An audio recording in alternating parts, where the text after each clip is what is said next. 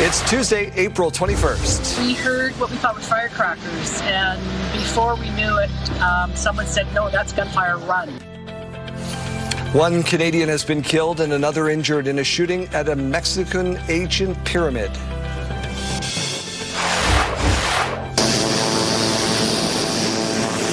A new fleet of training planes are now in use at 15 Wing and Moose Jaw.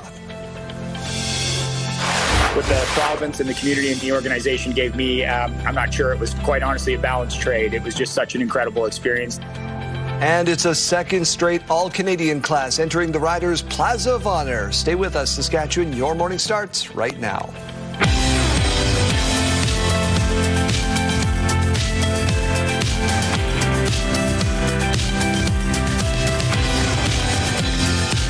Welcome to Your Morning Saskatchewan. I'm Daryl. And I'm Kayleen. Good morning and happy Tuesday. Busy show this morning. We've got, we're going to preview the SJHL final. Game 3 is tonight out in Yorkton. We're going to talk to Dan Clark. He's coming into studio.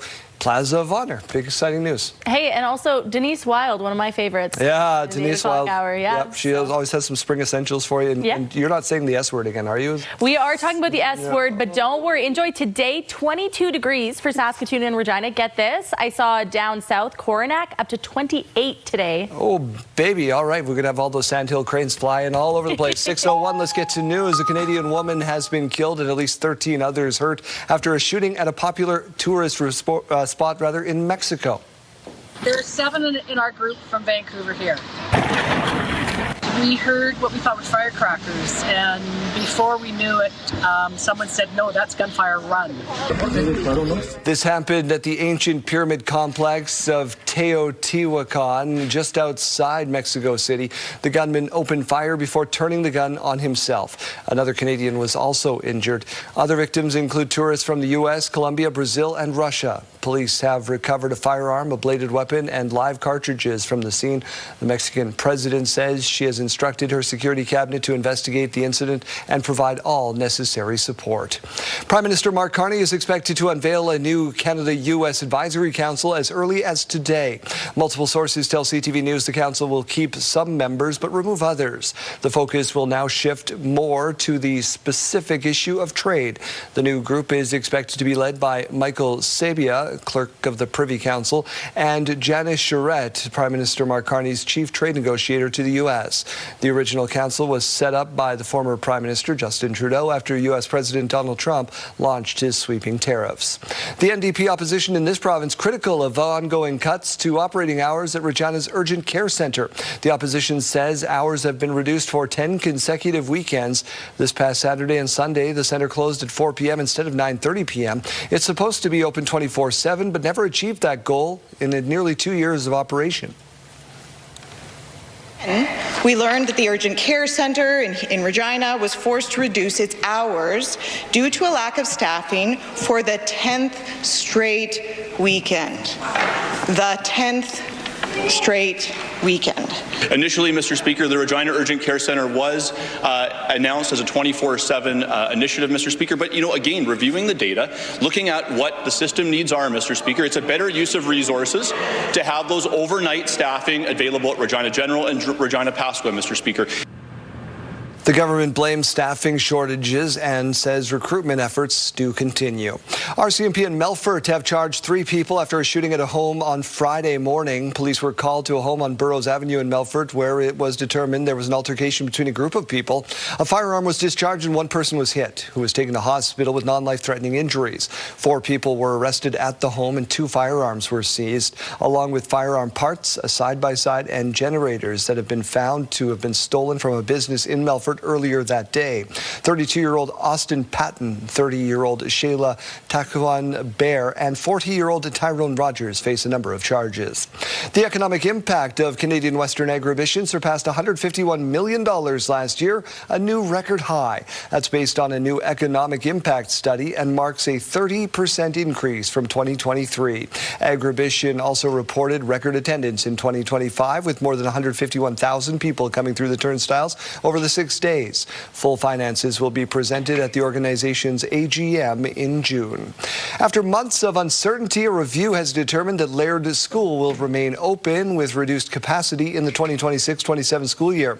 Starting next year, the previously K-8 school will drop grades 7 and 8. It's part of a protocol when a school drops below 51 students. The Prairie Spirit School Board of Education began a review last September when Laird School had just 35 students enrolled. And that was something where we saw evidence of beautiful growth in the community, people who were engaged in coming out to give their opinion, and they brought their small children who weren't school age yet. And so that was just one of the pieces. There was a very layered and nuanced process to this, and all of those pieces were taken into consideration. Students starting grades 7 and 8 this fall, they'll be bused to Waldheim, which is about 15 kilometers from Laird. The defending national champion Regina Pat Canadians opened the 2026 TELUS Cup with a statement. Cross ice, here's Schultz. Speeds in and scores! Oh my goodness! Maddox Schultz showing again why he was taken first overall in the WHL draft and played 34 games with the Pats. Pat Canadian scored 3 in the first, 4 more in the second, en route to a 7-3 win over the Peterborough Petes. They are the host club. The Pats C's will take on Halifax at 1 o'clock our time. He gets this one. NHL playoffs, Jordan Martinook, the hero in double overtime as the Carolina Hurricanes beat the Ottawa Senators 3-2. The Canes lead that series 2-0. Game 3 is Thursday in Ottawa. Pot goes it in front. And the Edmonton Oilers scored with under 2 minutes to go to beat the Anaheim Ducks 4-3. Game 2 Wednesday in the Alberta capital. Let's get over to the Weather Center and help people pay their bills, Kayleen. All right, Daryl, wake up and win with CTV Your Morning and Affinity Credit Union. We could pay your bills with a massive $20,000. Imagine what you could do with that extra 20 grand. The possibilities are endless. Today's code word is award. Head to the contest page at ctvsaskatoon.ca or ctvregina.ca or scan this QR code on your screen. Enter award with your info for your chance to win. The Your Morning $20,000 Pay Your Bills contest powered by Affinity Credit Union, an affinity for you. All right, let's turn our attention outside. How beautiful was that day yesterday? And we have another great one on tap for you today, Saskatchewan. It's going to be sunny. It's going to be warm. It's just going to be another fabulous day. Looking forward, though, to the rest of the week. That's where we're going to be talking about some more precipitation. Now, 5 degrees right now to wake us up in Regina, though. Just a few clouds up in that sky. Winds a little bit stronger than what we saw yesterday, currently coming in at 30 kilometers per hour. Nothing compared to what we are likely going to be seeing in the coming days, though. It's going to get very gusty. Look at that right before our eyes. The temperature is just adjusted. 8 degrees now to wake us up in Saskatoon. Winds coming in at 11 kilometers per hour. Again, we're talking about just a few clouds to start our day. Let's talk about the radar and satellite. We expected this system overnight. The afternoon yesterday was pretty dry in most places, but we were talking about this system that was going to be impacting us overnight. So Prince Albert, Saskatoon, areas right around Regina as well, did get some of that rain overnight. You see a little bit of that pink popping up, but mostly that is as we are talking about it heading into Manitoba. But all of this is to say that the roads might be just a little bit wet this morning. We are still seeing the last little bit of that system still impacting parts of Saskatchewan. Again, it's right along that border with Manitoba right now. Should be pushing fully off into Manitoba very, very shortly here. And then we're just looking forward to a very nice afternoon. Again, mainly sunny. You're not seeing a whole lot of cloud cover unless you're living way up north. Overnight, we do see some more moving in, and this is kind of where we start to talk about the stop and go precipitation for the next few days. So again, enjoy the day today.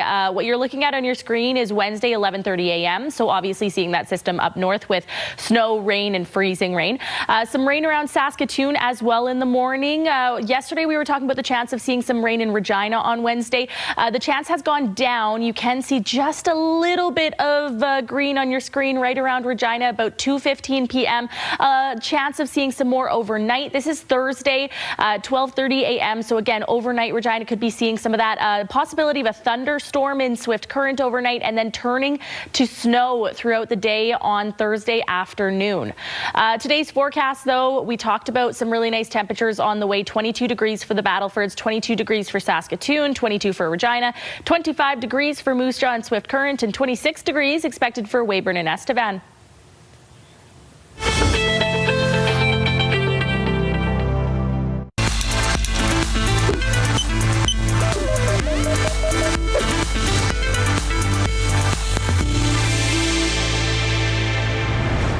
A new survey released this morning says doctors are worried about the effects of false information in health. The survey was done by the Canadian Medical Association. 97% of doctors say they have had to deal with patients who followed false health information. This is information they are likely getting online, including advice from AI. In the survey, doctors also share their concerns over a disconnect between health systems. 99% of doctors say this disconnect has affected their ability to provide care. The CMA is calling for a modern connected health system and stronger action from Ottawa to promote trusted health information. The union representing Saskatoon firefighters is urging the province to step up support for frontline workers, saying a surge in overdoses is straining resources. Union President Jay Protz says overdose calls have risen steadily over the past year and have surged in recent weeks. The Saskatoon Fire Department says it has responded to 301 overdose calls this month, more than any of the previous 3 months. Adding calls have increased since Prairie Harm Reduction closed its doors. Now the union is urging the province to take immediate action, including more funding for frontline services and expanded supports, warning firefighters cannot keep up with demand. Saskatoon firefighters will always be there, will always answer the call. We just can't do it alone, right? So we need those extra resources now more than ever, given our call volume. During question period, Mental Health and Addictions Minister Lori Carr said the province is focused on a recovery-oriented system and will continue to work with firefighters and community-based organizations. Potash company Mosaic is putting a $2 million donation behind the Jim Pattison Children's Hospital in Saskatoon. The hospital says the contribution will help support specialized equipment, innovative research, and family-centered programs at the hospital itself and across the province. One of those areas includes Mosaic's Child Life program, which helps ease the fear, anxiety, and pain a hospital stay may bring through compassionate care. When you have like all of this support and stuff, you kind of feel better and you build that like motivation and the will to just like get through this battle that you have. So when you have like all of these things that are like going for you positively, you can just tackle all of these like issues that are coming to your way. In the past 5 years, the company has contributed over $27 million with community partners across Saskatchewan. Health Report, brought to you in part by Canada-U.S, Saskatchewan's first healthcare union. Well,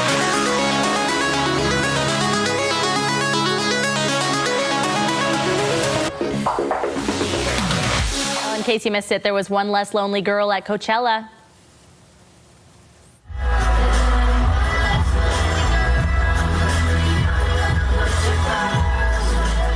Brought up Billie Eilish on stage during his Coachella performance over the weekend, and it wasn't just Billie who was excited. Her mom Maggie just thanked Bieber on social media for making this one of the most touching moments ever.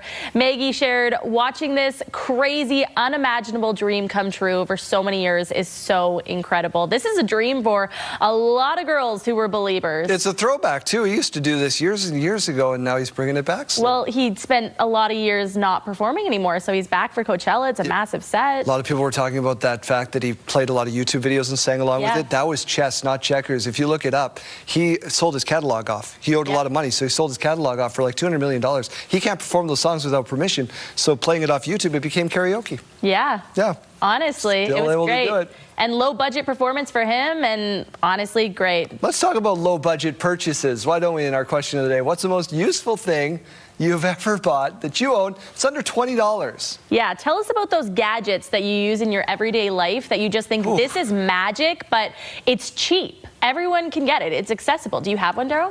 I wish I would have had some lead time on this. First thing I'm thinking of is it's not useful at all, but it entertains my kids. It's one of those connectors for the 2 bottles. You put water in half and it makes a tornado. Yeah, no, I saw that on your Instagram recently. I'm obsessed. For me, it's my vegetable chopper that you just put the veggies in and you can go chomp. Oh, you love that. I made a soup the other day and I chopped all my veggies in no time at all. It was great. Funny story though is that I was looking for a new one.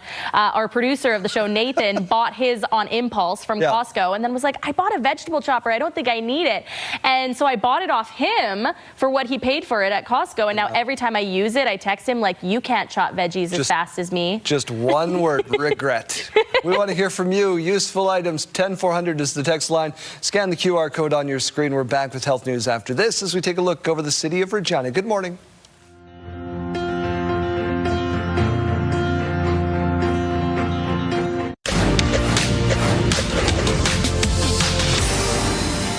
Staff at Saskatchewan's 4 polytechnic campuses are wondering what the future holds after a year of layoffs. Last week, the institution announced layoff notices for 30 full and part-time employees. That brings the total number of people laid off since last April to 181. Sask Poly attributes all layoffs to budget constraints and says it continues to face significant challenges in the international education environment, with a rebound in international enrollment not expected this next academic year. The association representing faculty is asking the school and the province if this is what is being done to sustain the school moving forward. We didn't have to worry about funding the domestic students, but now that has been taken away, we don't have a suitable funding structure, and therefore we have $1 million deficits that we need to recover. In an update on its website, Sask Poly says this is a challenging time for Sask Polytechnic and these decisions are not made lightly. Canada Post recently released its financials showing the public why the company needed to make sweeping changes. Last year's results really underscores how difficult it is to compete in today's parcel market with labor uncertainty. The Crown Corporation has reported a record $1.57 billion loss. That's 86% worse than the year before. It says that's why it has had to make changes, including the shift to community mailboxes. The company says declining parcel volumes have also driven down revenues. This comes as 55,000 employees have until May 20th to ratify an agreement in a battle over wages and changes to the service. WestJet is cutting its flight capacity because of the soaring cost of fuel caused by the war in Iran. The airline said it hasn't eliminated any routes so far, but keep your eye on any changes if you plan to travel this summer. WestJet says it will be evaluating its schedule, eyeing possible cuts, and for now, the carrier has consolidated some flights and some routes. Air Canada announced last week it would suspend 6 routes because of fuel costs. Now we check in with Mike Sionek, gearing up for the Central Canada Cup this morning. What is it all about, Mike? Well, it's all about the best of the best in Central Canada on the ice right here. And the Saskatoon Royals are playing host to the Central Canada Cup this year. I'm joined by assistant coach Levi Wilson. Give us a rundown of what we can expect to see starting tomorrow.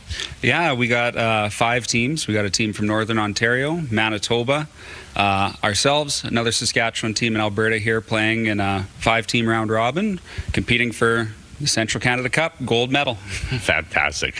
Now, obviously, the PJHL hosting this year. You guys, the host team. For people maybe of a certain vintage, and we won't mention who that might be, but this is essentially the new Keystone Cup. Yeah. This is for people like me. When I played, it was called the Keystone Cup. It's kind of that went away, and this has kind of come back to take its place. And it's the same trophy, so that, I mean, it is what it is. Yeah, exactly. Same trophy. The same teams, same names are still on it, so yeah. That's nice. It gives you that little bit of legacy, a little bit of that history. What does it mean as the host for you guys to play in this tournament? For us, we've actually attended this tournament the last 2 years. We have a silver medal, bronze medal for us hosting this year. Kind of everything's been building up to this point. This is our year. This is what we want. We want a gold medal. There you go. No mixing words right there. So he's put everybody else on notice here that one of the 5 teams is in it to win it. I'm sure everybody is. It's going to be a great weekend. All the games are here. Tournament passes available. Give us the rundown. Yeah, all games here, Rodham Arena. You can get single game tickets, day passes, or weekend tournament pass. Perfect. All right. Well, there you go. We're going to keep talking about it as the morning wears on. Daryl, if you're looking for something to do after the show on Friday, get up here, enjoy some hockey. All right. I'm staying at your house. The couch is open, I hear. Thanks so much. Forecast is brought to you by CAA School Safety Patrol, working together to keep our school zone safe. If you're heading out to catch the bus in Regina, we're at 5 degrees right now, 8 degrees through Saskatoon. By lunchtime, it will be warming up for both cities. 20 degrees for Regina, 18 degrees for Saskatoon. Both cities expecting fairly low wind speeds and a whole lot of sunshine. By final bell, both cities will be at that expected daytime high. That's the same number today, 22 degrees. As we go to break, here's a look at those gas prices in Regina. The common price is $159.9. That is down. You might find it for as low as $142.9. In Saskatoon, the common price is $169. You might find it for as low as $149.9. And in the farm markets today, we find the street price of canola at $663.13 per ton. The futures price $713.90 per ton. Amber Durum wheat now at $278.59 per ton, and red spring wheat at $258.64 per ton. The Canadian dollar continues to trend up. It's at 73.21 cents U.S. Coming up in 10 minutes, why the NDP continues their push to increase your share of net metering. Stay with us for the details.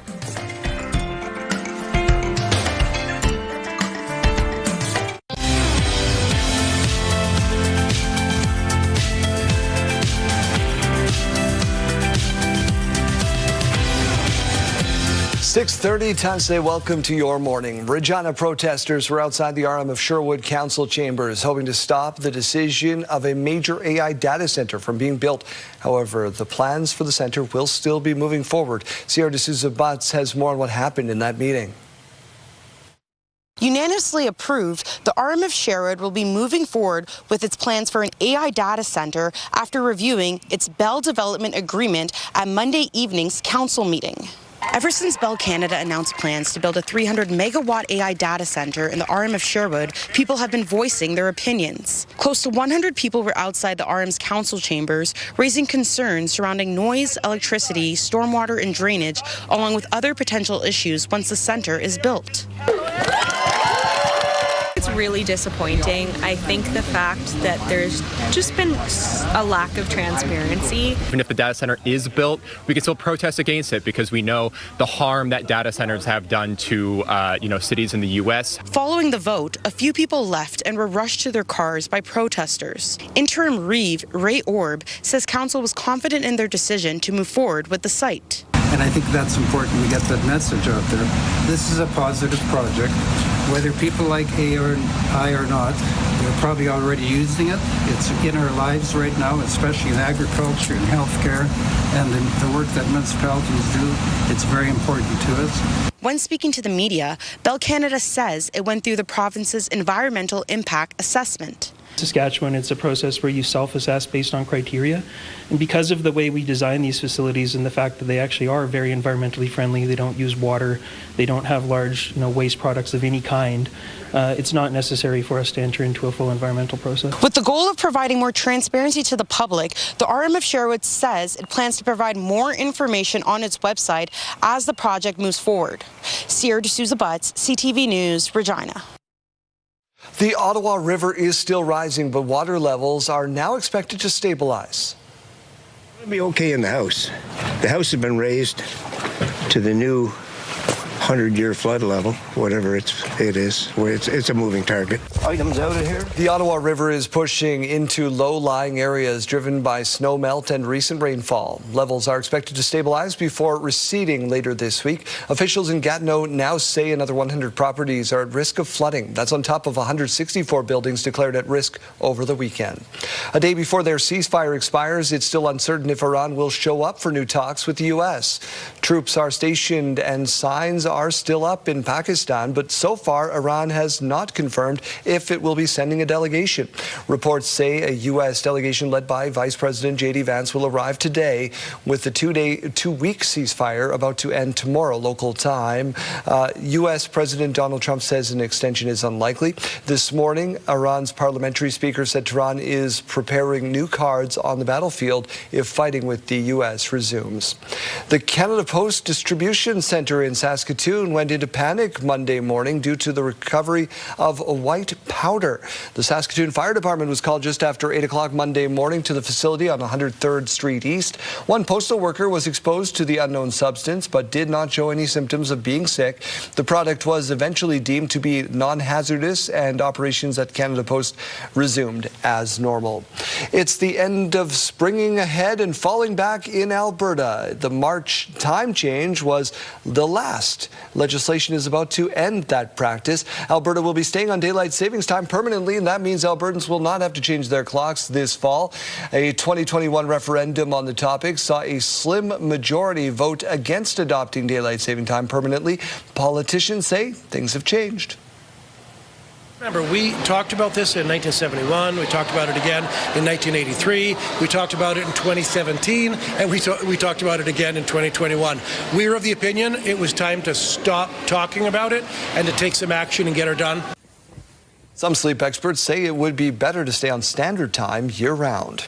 A new fleet of training planes now in use at 15 Wing Moose Jaw. The CT-102B Astra II is a German-designed and developed aircraft able to reach a greater speed and altitude than previous training models.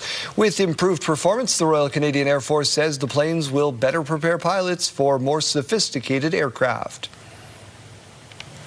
It's going faster, there's more G, there's more systems. It also makes sure that people start learning how to operate more automation, more digitalization of the cockpit, whereas in the past it was more, I would describe as steam-driven, older technology. And all the new fleets we're buying right now, if you look at all of them, they're all glass cockpit, they're all state-of-the-art automation, high-performance aircraft. The Astra II will be the plane every training pilot uses the first time for the next 20 years or so. Recently fallen snow is causing a high flow advisory for parts of the province, including areas around Tisdale, Hudson Bay, and Yorkton. Saskatchewan's Water Security Agency said the quick melt of the new snowfall could cause river flows to increase quickly and reach higher levels than previously predicted. As a result, localized flooding and ice jamming could take place. Those in affected areas are asked to use extra caution around water bodies as conditions can change quickly. There is a prescribed burn, so we go from water to fire, for Wascana Park today. Experts spent the day yesterday doing controlled burns out in Condi at the Wascana Trails area. Got a lot done. Prescribed burns are generally done in an effort to control invasive species, increase diversity, and decrease tick population, along with wildfire risk. So if you see smoke inside Regina's Wascana Park, it's likely being done by these experts. The Prince Albert Grand Council kicked off its 33rd annual Fine Arts Festival with opening ceremonies yesterday.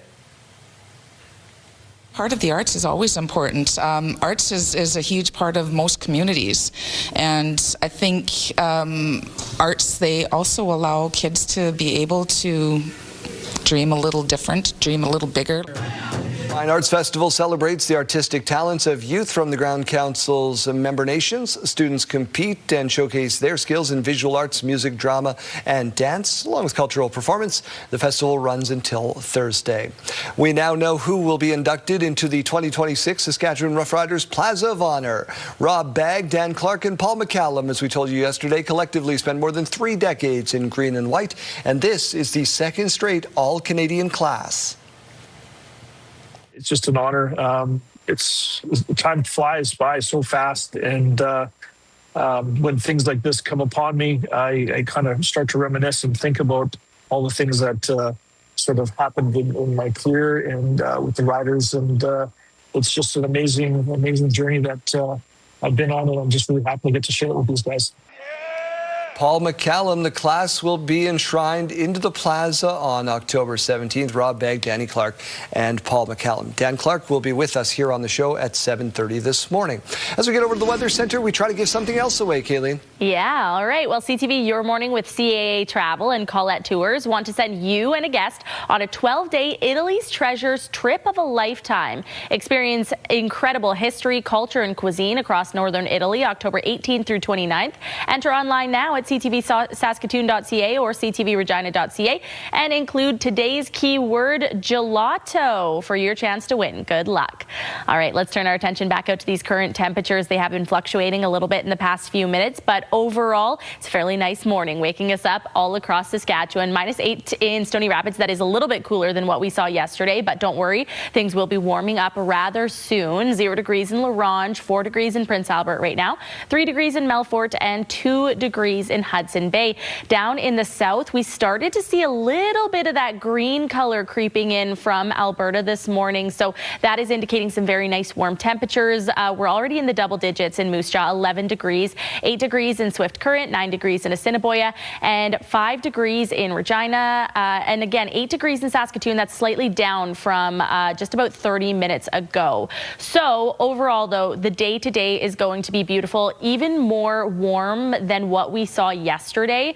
25 degrees for Swift Current and Moose Jaw, 26 for Weyburn and Estevan. Cooler, 18 degrees through Yorkton. You do see that rain icon there. That's the last little bit of that system that we saw overnight. Shouldn't be impacting you much into the afternoon hours. 22 degrees for both Regina and Saskatoon and the Battlefords, and 16 degrees expected for Prince Albert. With that, we're seeing stronger wind gusts in the morning hours, and then they should be tapering off a bit into the afternoon hours. So all of those areas lighting up in yellow. That does include Regina slightly, Estevan, areas all in between there, but again, should be calming down more so into those afternoon hours.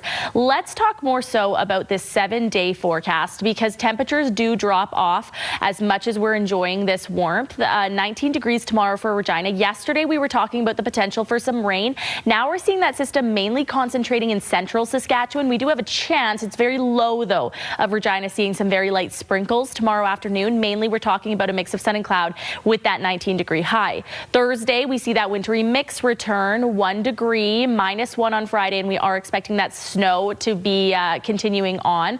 Saturday we were talking about the possibility of it tapering off in the early morning. Now we do see it continue on into the early afternoon, a little bit of a break, and then we have a low chance of seeing some very light flakes return on Sunday with that 1 degree high, 1 degree on Monday with the mix of sun and cloud. In Saskatoon, we are seeing the temperatures drop tomorrow, 9 degrees, higher chance of seeing some of that rain tomorrow, 2 degrees on Thursday. Again, talking about the chance of seeing some of those flakes, -4 by Friday and -2 on Saturday. Again, talking about some of those flurries until the early afternoon.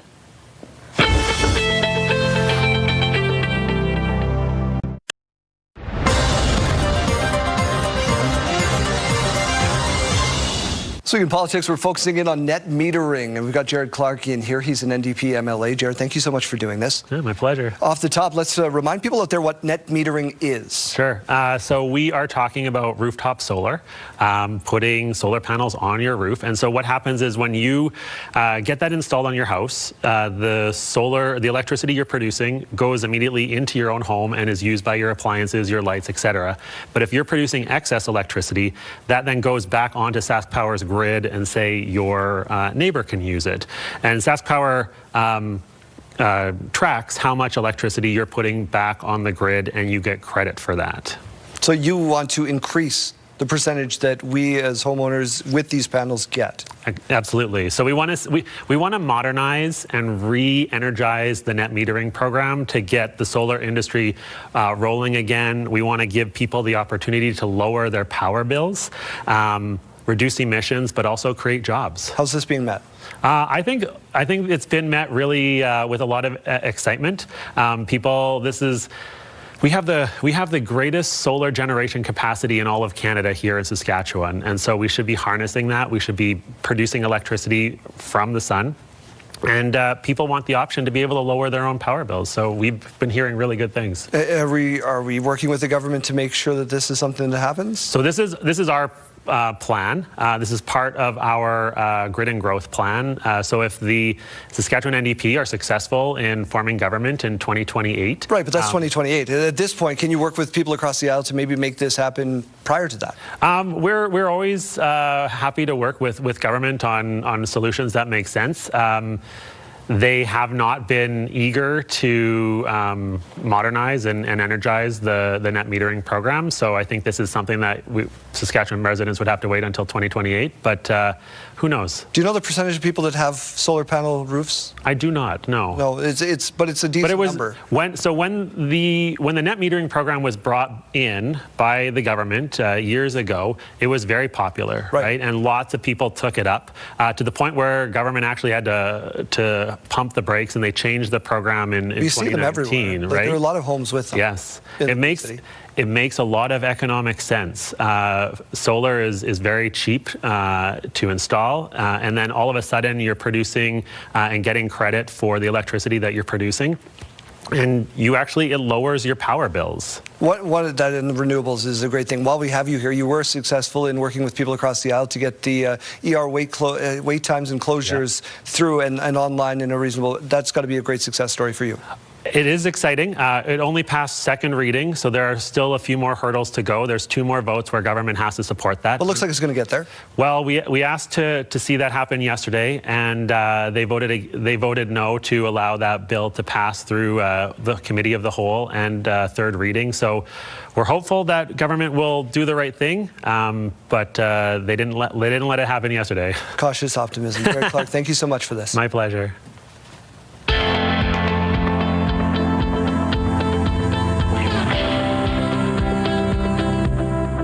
Good morning. Today I am at Campion College, and I've got Father Joe with me here now. Father Joe, this is a Jesuit federated college. What does that mean?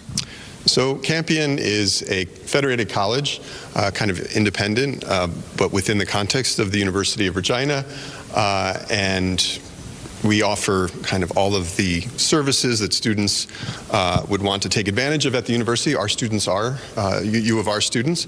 But at the same time, if they're looking to sort of have a smaller community where they can hang their hat, where they can call, find a home and a community for themselves within the context of the university, this is a great place to do that. And let's talk a little bit about services and programs. What does Campion College offer? So again, our focus is primarily in the liberal arts, but within that, our students also take courses throughout the university, and they'll have access to a lot of student services, things like advising. They have access to, here we're in the chapel, to campus ministry and those kinds of services as well. And so there's a kind of, again, they have access to the University of Regina services, but also to kind of another set, things like scholarships as well. They can take the scholarships at the University of Regina, but they can also get several scholarships that are offered through our generous benefactors. All right. And for somebody watching who's interested in applying, what message would you send to them? I would encourage you to apply. Again, if you're thinking about coming to the U of R, it's a great place to study. It's a great community within that context. Like I said, you can sort of, I think, find yourself in the context of a large university, but you can find a community to call home and to find your people and your friends, to have the sort of foundation, critical thinking, and some of those soft skills as well, to be able to deal with some of the changes that are coming. All right, a great message. Thank you so much. If you're looking for a little bit more information here on Campion College, you can head to that website popping up on your screen.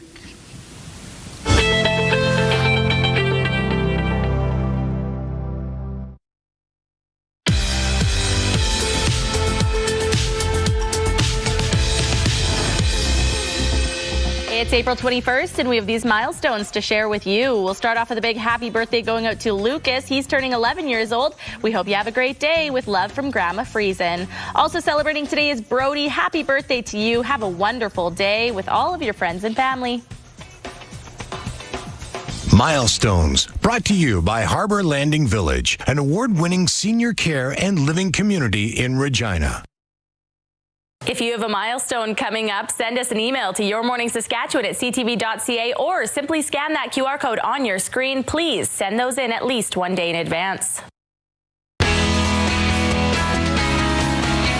Good morning, Chase. What kind of shenanigans are you up to? We're talking about the great Lego heist. I don't know if you've heard about this one. A guy was actually buying Legos, replacing them with pasta so it would still sound and like feel like Legos, and then return it. He was doing really good until he got caught. So we'll let you know about that pasta genius on the way here. We also got a new contest. We want to send you out to Toronto to see Megan Maroney. We just wrapped up with Luke Combs in Montreal yesterday. Now this one could send you off to Toronto with flights, hotels, cash, vinyl album, and tickets to that show. Just got to listen for 10 minutes with the iHeartRadio app. That's all. And then it'll prompt you to enter, and you're good to go. And don't forget, next keyword for the 50K payday coming up at 7 o'clock. Or you just triggered my wife because we got airfare to Toronto, we got concert tickets, and then Megan Trainor canceled the tour. Oh, no. Well, this is a better Megan then. Megan Maroney, that's who you need. This Megan, the show goes on.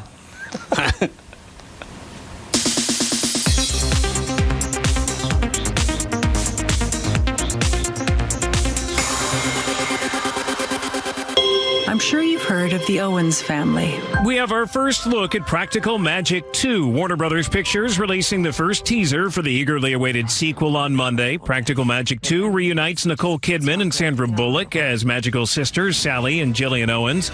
Stockard Channing and Diane Wiest are also set to reprise their roles as Francis and Jet in the sequel. They're joined by newcomers Joey King, Lee Pace, Macy Williams, and more. Practical Magic 2 hits theaters on September 11th. Superman is getting ready to fly back into theaters. Director James Gunn has revealed his second Superman film, Superman, Man of Tomorrow, is officially in production. The film will star David Corenswet returning to the role of Superman and Nicholas Hoult as Lex Luthor. Superman, Man of Tomorrow is set to release on July 9th, 2027. Oh, the passenger,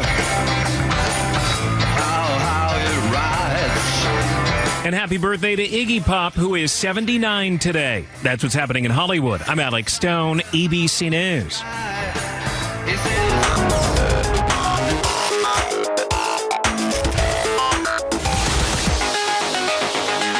We're talking warmer weather. This has got to be you. Yeah, all right. Well, warmer weather means tricks in the swimming pool. Check this out.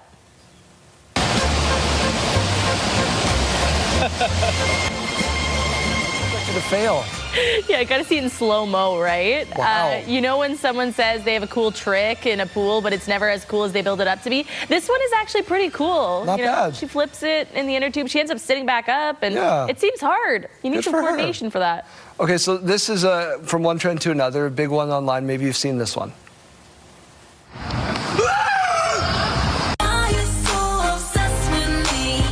It's a little weird, probably staged. Essentially, you walk up, you roar, and then you pose, and why are you looking at me for? Yeah, no, I've seen this one. I do believe there are some people who don't stage this because there are some pretty terrified faces. Should we go downtown and try it? Should we try that Just today? Scarth Street and see Why are you so obsessed see with if we us? don't get beat up? All right, remember Sports Day back in school with all the different games and activities?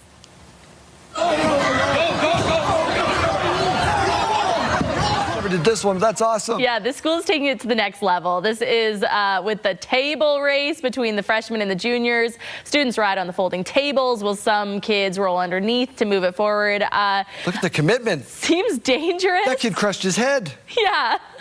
Well, at least once this year they used their head.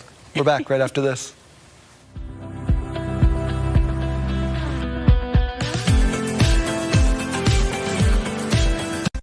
Welcome to Tuesday, April 21st. And that was something where we saw evidence of beautiful growth in the community, people who were engaged in coming out to give their opinion, and they brought their small children who weren't school age yet. And so that was just one of the pieces. There was a very layered and nuanced process to this, and all of those pieces were taken into consideration. After months of uncertainty, a review has determined that the Laird School will remain open. Saskatchewan firefighters will always be there. We'll always answer the call. We just can't do it alone, right? So we need those extra resources now more than ever, given our call volume. The union representing Saskatoon Fire Department firefighters urging the province to step up support. What the province and the community and the organization gave me, I'm not sure it was quite honestly a balanced trade. It was just such an incredible experience. And it's the second straight all-Canadian class entering the Riders Plaza of Honor. Dan Clark's here later this hour. Stay with us, Saskatchewan. Your morning starts right now.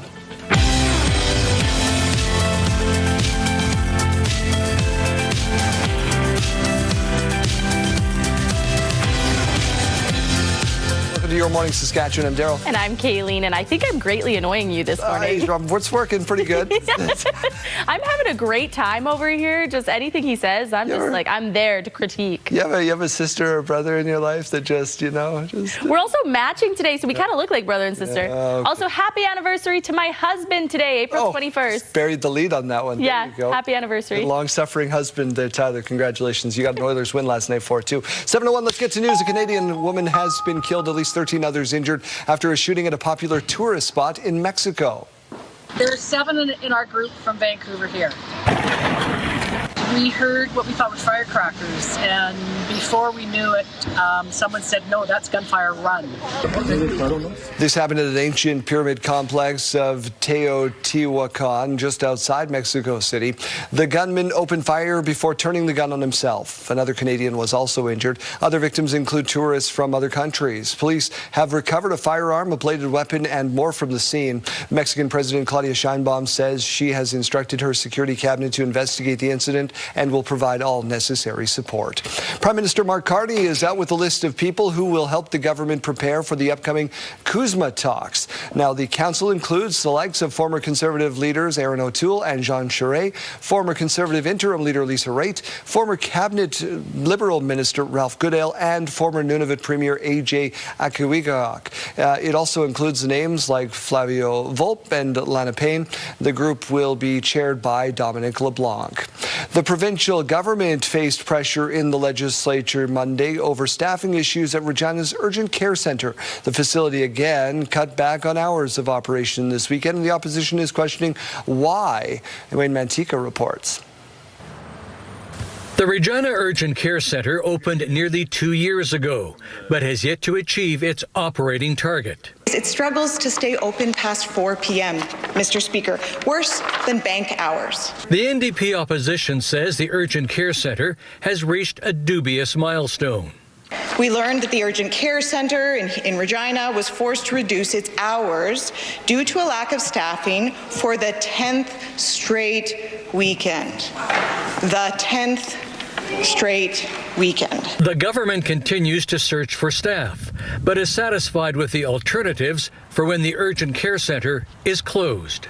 Initially, Mr. Speaker, the Regina Urgent Care Centre was announced as a 24/7 initiative, Mr. Speaker. But, again, reviewing the data, looking at what the system needs are, Mr. Speaker, it's a better use of resources to have those overnight staffing available at Regina General and Regina Pasqua, Mr. Speaker.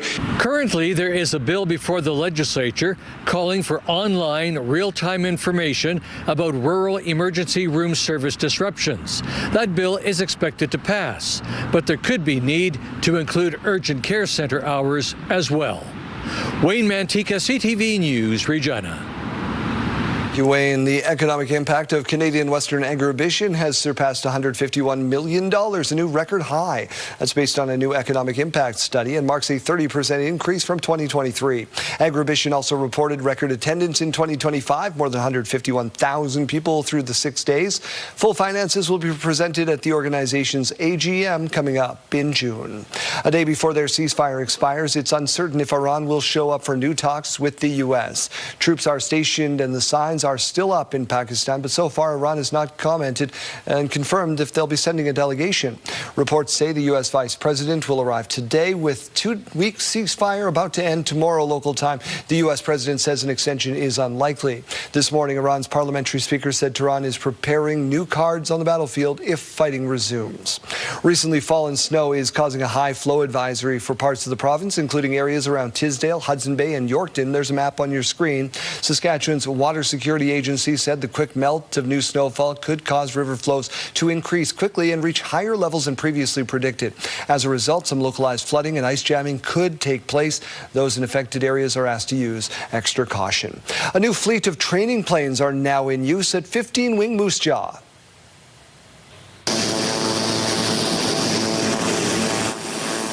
The CT-102B Astra II is a German-designed and developed aircraft able to reach greater speed and altitude than previous training models.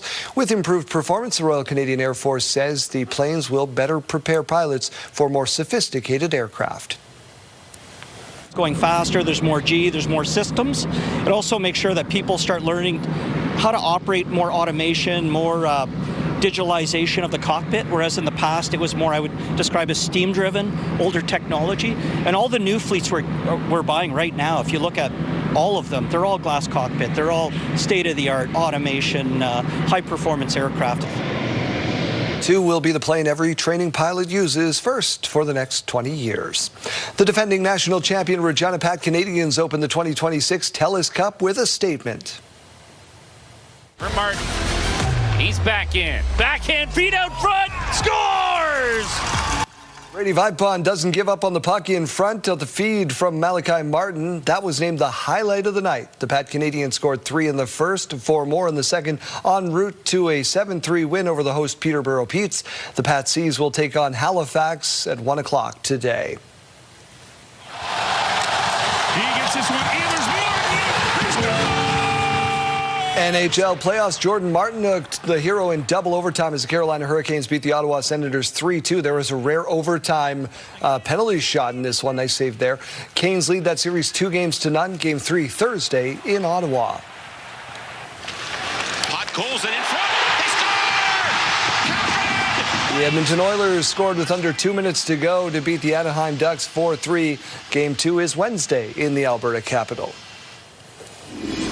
All right, so some people are very happy, like your husband Tyler, who's an Oilers fan. Some people very disappointed, like producer Nathan, who's a Senators fan. But we can make everybody happy with this. Absolutely. Wake up and win with CTV Your Morning and Affinity Credit Union. We could pay your bills with a massive $20,000. Imagine what you could do with an extra 20 grand. The possibilities are endless. Today's code word is award. Head to the contest page at ctvsaskatoon.ca or ctvregina.ca or scan that QR code on your screen. Enter award with your info for your chance to win the Your Morning $20,000 Pay Your Bills contest, powered by Affinity Credit Union and Affinity for You. Let's turn our attention outside now this morning. Another beautiful start to the day in the Queen City. We're not even seeing a whole lot of those clouds this morning, just a few of them, 7 degrees right now.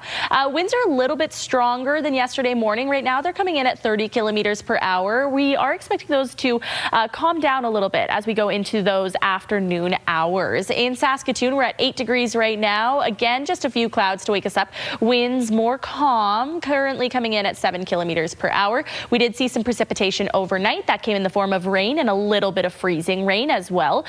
We expected this, so this was no surprise to us. Yesterday afternoon was fairly dry in central and southern Saskatchewan, but overnight we did expect this to be on the way. It came in rather predictably. Some rain down through Prince Albert, Saskatoon, and around the Parkland region as well, so roads could be just a little bit wet this morning. We are still seeing the last little bit of that system impacting us in Saskatchewan.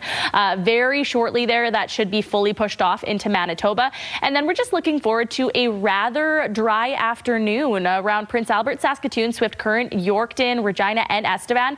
We are seeing a lot of sunshine. There are some areas far up north around La Ronge, Nipawin, Uranium City, where we could be seeing a lot more of that cloud cover. But other than that, it's going to be a great day.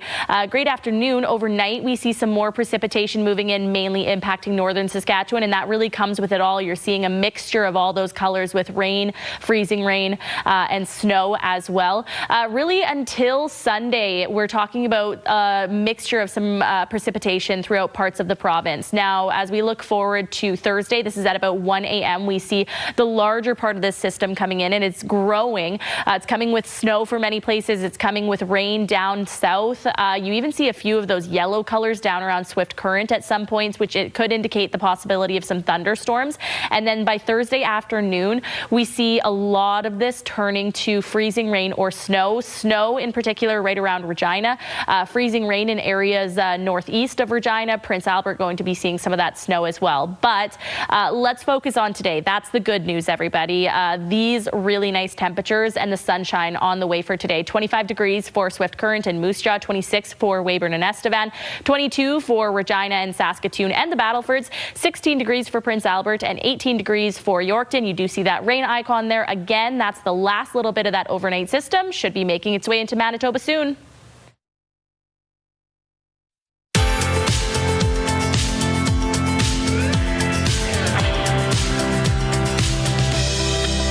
Time now for a look at our rural forecast. We're seeing a lot more sunshine today. Once again, 20 degrees in Spiritwood, 22 degrees for Watrous, and a very bright and sunny 24 degrees for Outlook. Down in the south, even warmer temperatures, 25 degrees for East End, 26 for Rockland, 27 degrees expected in Coronach today, 22 degrees in Pilot Butte, and 24 degrees over in Carlisle. Let's take a closer look at Bruno, where internet plans up to 1 gig are available from SaskTel. 15 degrees this afternoon, nice sunny skies, winds coming in up to about 20 kilometers per hour.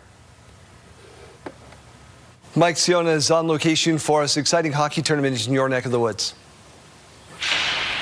Yeah, I certainly am. It's the Central Canada Cup, and it is going to be right here in Saskatoon starting tomorrow. I'm here with Cole Gurman, who is the captain of the Saskatoon Royals, the host of this tournament,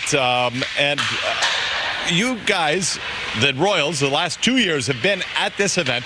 You've got a silver, you've got a bronze, obviously gunning for gold. But these tournaments, these round-robin tournaments, can be a different beast. How do you prepare? Just a couple practices the odd week, and we've been in this situation before the last 2 years, so we know what we need to do, and yeah, just come prepared, eat a game meal. And yeah, we know what we need to do. We got to trust we got to trust each other, and yeah, we'll get the job done. I like that. Yeah, I mean, you look at the schedule. You guys play, I think, tomorrow night at 8 p.m. Then you play the next morning at 11, and then at 8 p.m. again. That's like 3 games in 27 hours. Good thing you young guys are in shape. But how quickly do you have to be able to kind of regroup and reset? I think if we just keep a positive mindset, if one game doesn't go our way, we got the next game, right? So yeah, 3 games in 24 hours is quite a bit of hockey, but we've been preparing for it for the last few weeks, and I think we'll be okay. I love that. Now, there are 5 teams from across central Canada, from Northern Ontario, Manitoba, another one from Alberta, you guys, and then for our friends in Regina, we've got the Battle of Saskatchewan on Friday night. Royals, Capitals. That's going to be a fun one. Hey, tell me about it. We played them twice in the regular season during our league. We beat them in their barn. They beat us in our barn. So, playing them again in this tournament, it means a lot, and it's going to be honestly a bunch of fun. So I can't wait. Right on. Well, it's going to be some great hockey here, so make sure you come and check it out. It is the Central Canada Cup right here in Saskatoon. The best of the best, Daryl. You got the sweater vest on. You look like you could be his coach. Thanks. Hello, everyone. Glenn Sheeler inside the TSN Sports Center newsroom with your must-see moment from Monday. And for it, we're going to Carolina. Sens and Hurricanes, Game 2, and Linus Ullmark was an absolute beast in this one. First, he stops Nikolai Ehlers, and then robs Jordan Martinook on the rebound. What a save to keep the game tied at that point. Ullmark was on fire, making so many desperation stops. Martinook would later score the overtime winner to get some revenge, but that is your must-see moment from Monday. Tonight on TSN, NBA playoff doubleheader, Game 2 between the Blazers and Spurs, followed by the Rockets and Lakers in Game 2 as well. Coverage begins 8 o'clock Eastern. That's all for now from the Sports Center newsroom.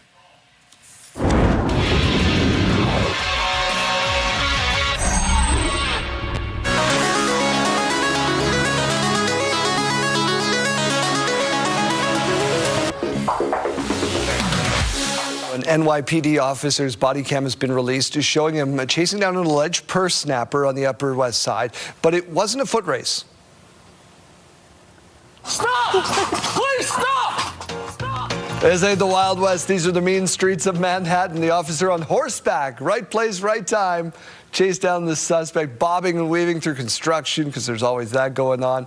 A helpful citizen jumped in to help detain the suspect. They shared this on social media, saying, whether on foot or on hooves, our officers are always ready. Okay, so I didn't actually know that they did this in the U.S. I thought that it was just our RCMP officers that were on horseback. You steal that purse, I say nay. I mean, it's incredible footage.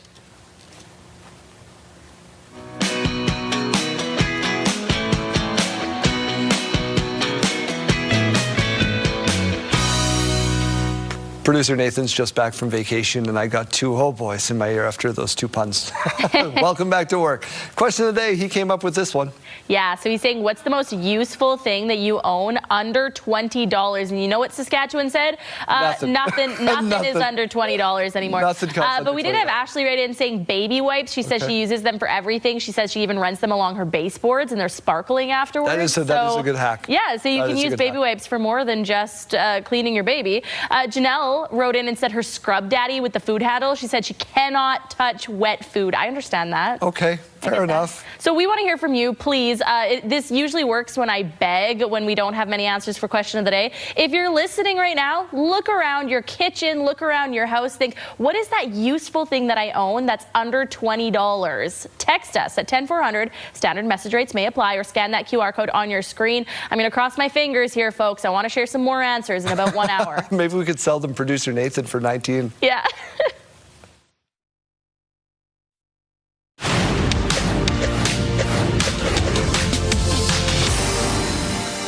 Canada's inflation rate is climbing again to 2.4% in March. The biggest reason is what drivers are seeing at the pumps. I watch the gas prices everywhere I drive, and if I see a low and I pop in, no matter whether my tank's 3/4 full or empty. According to Statistics Canada, the inflation rate jump comes after gas prices soared by 21% compared to February. I think today's inflation numbers just reinforces what we're seeing every day. Pump prices have gone up a lot, and then we find out a month later what it did to inflation. So it shouldn't be a surprise. It's certainly not a surprise for those buying pretty much anything. It's gotten super expensive. I can now carry my groceries because it's so much less in the basket. There's hardly anything. It's over $100, so it's crazy. I'm not stopping buying anything, but you sure notice it. I was just pricing out yogurt, and it has doubled in price. And like everything's gone up. Like I don't know what to do. Food prices climbed by 4.4%, with fresh vegetables rising by nearly 8% compared to last year. Alberta's premier says the province will meet with grocers to explore ways to lower prices locally. The other thing I think people feel is when they go to the grocery store and they're at the meat counter and they're buying a ham and they're buying chicken and they're buying the eggs and the milk, and they're saying, why are things so much more expensive than I remember? It comes as the suspension of Ottawa's fuel tax kicks in. That move equals a cut of about 10 cents per litre. It'll help. It'll cushion the impact, but it won't offset what we've seen with the war in Iran and the spike in energy prices.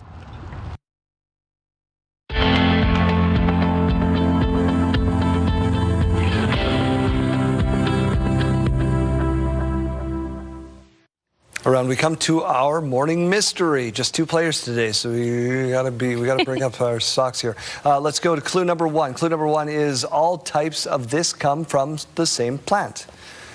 The bag for this was invented by accident. And clue number three, on top of being delicious, the leaves can also be used as an anti-inflammatory, to fertilize plants, and as a deodorizer. What is it? I'm going to go with... I feel like I'm going to get this wrong. Well, anti-inflammatory bags. I'm going with this. When I was going anti-inflammatory, I was thinking cabbage. What do you do? I'm doing this. Oh, I went oranges. Tea bags. Oh, okay. Is it tea bags? Tea bag. Okay, I was thinking like the mesh bags that the oranges come in. Tea. It's National Tea Day, so enjoy yourself a nice cup. Studio consideration provided by Father's Furniture, specializing in quality Canadian-made furniture. Your school day forecast is brought to you by CAA School Safety Patrol, working together to keep our school zone safe. If you're heading out to catch the bus in Regina, we're at -7. 8 degrees, though, through Saskatoon, and we are really going to be warming up by that lunchtime hour. 20 degrees expected for Regina by noon, and 18 degrees expected for Saskatoon. And by final bell, both cities sitting at those expected daytime highs of 22 degrees with a whole lot of sunshine. Enjoy that day. As we go to break, here's a look at those gas prices. The average in Regina is $1 159.9. That is down. The lowest you might find is 142.9 over at Regina Messenger. In Saskatoon, the average price 160.9. That is also down. The lowest you might find is at Costco, 149.9. In the farm markets today, the street price of canola is at $663.13 per ton. The futures price $713.90 per ton. Amber Durum wheat now at $278.59 per ton, and red spring wheat $285.64 per ton. The Canadian dollar continues to trend up. It's now at 73.21 cents U.S. Coming up after the break, Dan Clark is here. Hear the latest Plaza of Honor inductee next.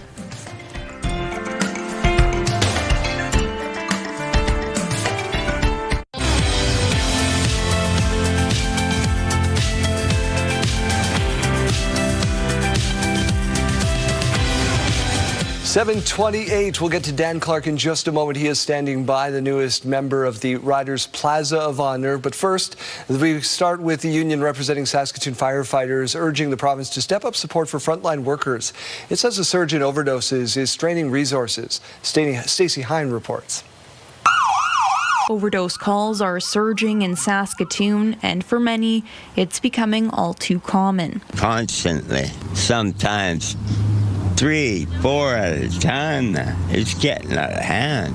It's heartbreaking, really. What if that's somebody's sister? What if that's somebody's brother? The Saskatoon Fire Department says the number of overdose calls has dropped compared to this time last year.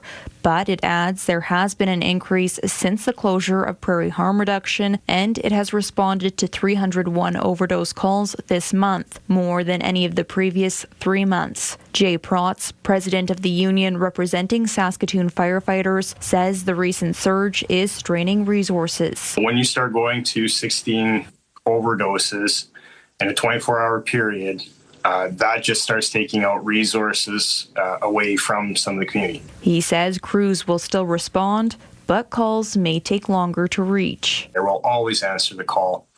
We just can't do it alone, right? So we need those extra resources now more than ever. The union is calling on the province for more support, including more funding for frontline services and expanding access to mental health and addiction supports. Mental Health and Addictions Minister Lori Carr says the government is open to working with the union. Well, I mean, I haven't heard directly from the union, but what I can say is we will work directly with them on maybe what supports need to be put in place, but I just really need to understand better what that looks like. During question period, Carr also said the province continues to focus on a recovery-oriented system and that 500 additional treatment spaces are expected to be operational at the end of the fiscal year. Meanwhile, Protz says immediate action is needed, saying first responders can't keep up with this level of demand without more support.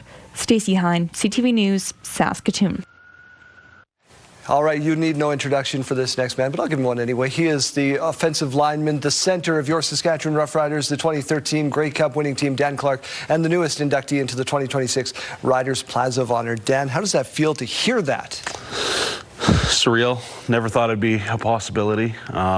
Just being a kid that grew up in Saskatchewan, it's just a dream come true. It's everything you dream of. You started at Tom. You worked your way all the way up to the team you watched sitting in the stands.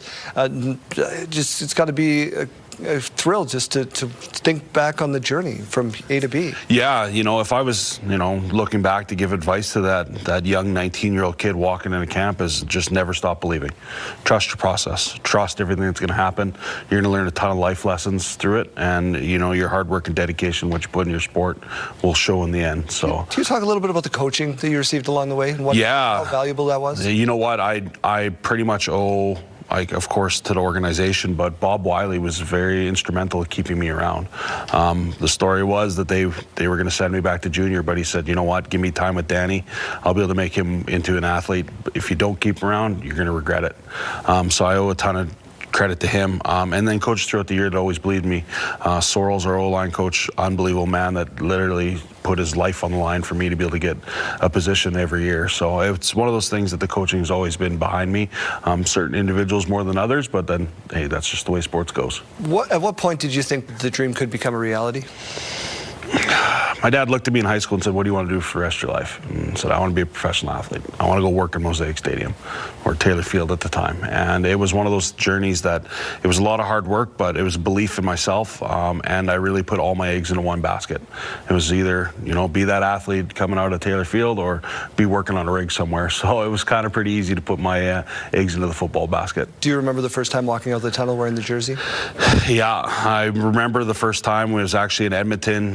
Joe McGrath was the offensive lineman that came over from Edmonton. He left, and they're like, "Young man, you got an opportunity." So went out there, had a good camp or a good game in Edmonton for the preseason, and then Calgary the following week. Unfortunately, Gene Mikowski tore his MCL at the time, and everybody looked at each other, looked at Best. Best was the next guy up in vets, and they're like, "Danny, you're up." And I'm like, "Oh, okay." And I went out there, and it was hilarious. It was an opportunity to be with people that I looked up to a lot in my life. I've been around you a long time. I know you don't love to talk about yourself, but you do love to give flowers to people who deserve it. How about Paul McCallum and Rob Begg, who you went to the class with? Yeah, Paul McCallum is a stand-up individual, literally the definition of perseverance through all the things that he's gone through. And then Rob Begg, there's nothing, man, everybody loves Rob. His standout is his hard work, dedication, his always overcoming every situation that he's been involved in. It's just going in with those two individuals is one of a kind.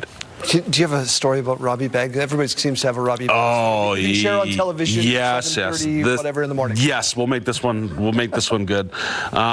We used to play a game in the locker room where we would flip each other's plates, and if you didn't put your hand over your plate like this, that means you could get got. So Robbie is a very well-dressed, individual, and he had his nice whitish, creamish Reebok bag, and I walked up to Dressler and him in their lockers, and I flipped both their plates. Got all over his bag, made me feel so bad. He's like, "I'm never going to get another one," and you know what? Robbie really got underneath my skin and make me feel bad, but then a couple days later he got me, so it was a good one. I'm going to leave you on this. About 30 seconds left. What does it mean to you to go into the Plaza, and what will you tell your kids one day?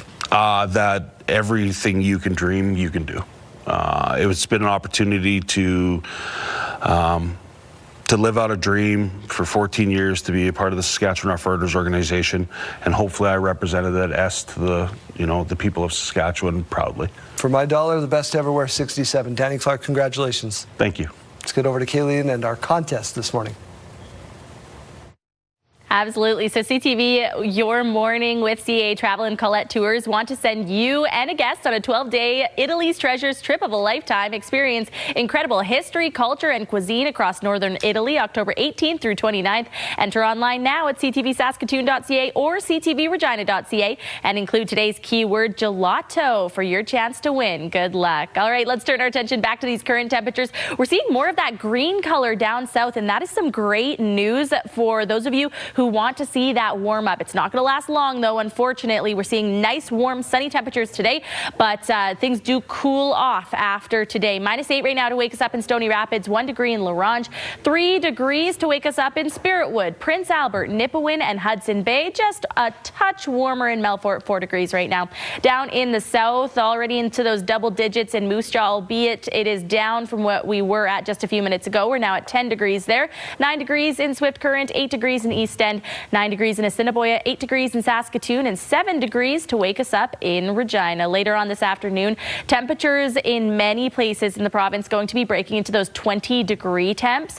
22 degrees for the Battleford, Saskatoon, and Regina this afternoon. 25 degrees in Swift Current and Moose Jaw, and 26 degrees expected in Weyburn and Estevan. You're seeing 18 degrees for Yorkton, so lower. However, that is still above the seasonal average, and 16 degrees for Prince Albert with that mix of sun and cloud. We are seeing some stronger wind gusts this morning. Right now in Regina, they are coming in right around 30 kilometers per hour. Seeing the strongest wind gusts through the southeast corner of the province. Don't worry too much about that for your afternoon, as the winds will be calming down. Let's focus more on that 7-day forecast, because as beautiful as it is today, things will be dropping off in the coming days. For Regina, not so much tomorrow, 19 degrees. We were expecting to be seeing some of that rain falling in the afternoon. It seems like that system has moved more so towards central Saskatchewan, and Regina's going to be seeing that rain overnight, likely starting at that about midnight hour, moving on into Thursday. It's going to start with a wintry mix in the morning, more so moving to snow Thursday afternoon for Regina as we drop down to 1 degree. -1 on Friday, still seeing some periods of some snow. It's not going to be consistent, only expecting right now between 1 to 3 centimeters of that snow. -2 on Saturday. Again, yesterday we were seeing it on the radar tapering off in the early morning. Now we could be seeing it into the early afternoon. Sunday, we have a low chance, but it is there, of seeing some of those flurries return. 1 degree on Monday. Right now, the radar is looking clear from that snow on that day. In Saskatoon, things are a little bit different. The rain likely going to be starting in the afternoon there, 9 degrees. Dropping down to 2 degrees on Thursday. Again, expecting a few flurries. -4 on Friday. Still expecting some more of those flurries. And -2 on Saturday. Could be seeing some of that snow into the early afternoon. Moving on into Sunday, just some cloud cover, -1 and -2 on Monday. So not really seeing a return of those warm temperatures in the 7-day forecast.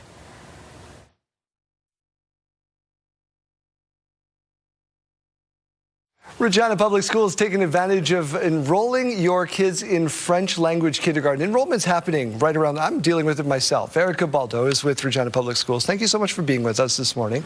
Thanks for having me. This is an exciting time for some parents, some scary for some to navigate. Just how easy is the process or difficult can the process be to enroll your kids in kindergarten? It's very simple. You can access our website at www.reginapublicschools.ca and look for the school locator to find your closest French immersion school. Yeah, you've got 2 streams. You've got English and you've got French, and the reason you're here today is to convince us that French language is the option for us. Why do you believe in the program so much? We offer a wonderful French immersion program, and in fact, tomorrow is National French Immersion Day, which we are very excited about. Next school year, we will be celebrating our 50th anniversary of offering French immersion through Regina Public Schools. That's incredible. What does that anniversary, what does that milestone mean to you? It means that for 50 years we have been providing students with a wonderful education, the opportunity to develop a whole other facet to their identity through experiences, through opportunities, and most of all, through lifelong friendships. 50 years is amazing, but there's still a portion of the population out there who have only ever gone through the English stream, and maybe they don't speak French at home. So what about those parents who want to give their kids an advantage of being a bilingual person, but they don't speak it at home? That's a great question. In fact, the French immersion program is designed for families who do not speak French at home. It's specifically for them. French immersion began in Quebec in the 1960s, and it became so popular for students to learn French that it expanded around Canada, and it is actually the model that is used as one of the best language programs around the world. So we've seen a lot of success through French immersion. And families who do not speak French at home have been sending their children to get a bilingual education for a very long time, and it works. Just how easy or difficult is it for that student that walks in on the first day who's just learning the command? My Mateo is just learning the command of English, you know, in certain ways, to get in there into the classroom and be confronted with brand new words? Yes, it's very exciting. We know that bilingual and multilingual learners have the benefit of enhanced communication skills through cross-linguistic transfer. When you learn one language, it's much easier to learn another one. So for our kindergarten maternelle students beginning their learning journey, it's very exciting because they pick up on French so quickly. And by little sponges, right? Yes. And by the end of kindergarten, they're excited about their learning, and it's incredible how many foundational skills of the language they're able to develop. All right, so you can sign up, you can enroll if she's convinced you in a French language kindergarten. Thank you so much for being here. Thanks for having me. Merci.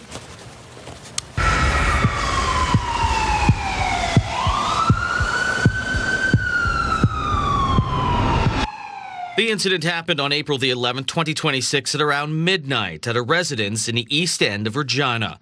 A car was set on fire while it was sitting in the driveway in front of the residence. When officers arrived, there was a wet rag in the gas tank with damage to the driver's side window from a rock. The suspect is described as a man wearing a dark jacket over what appears to be a green hoodie. He had light-colored pants, white Nike runners with a black swoosh, and his face was covered.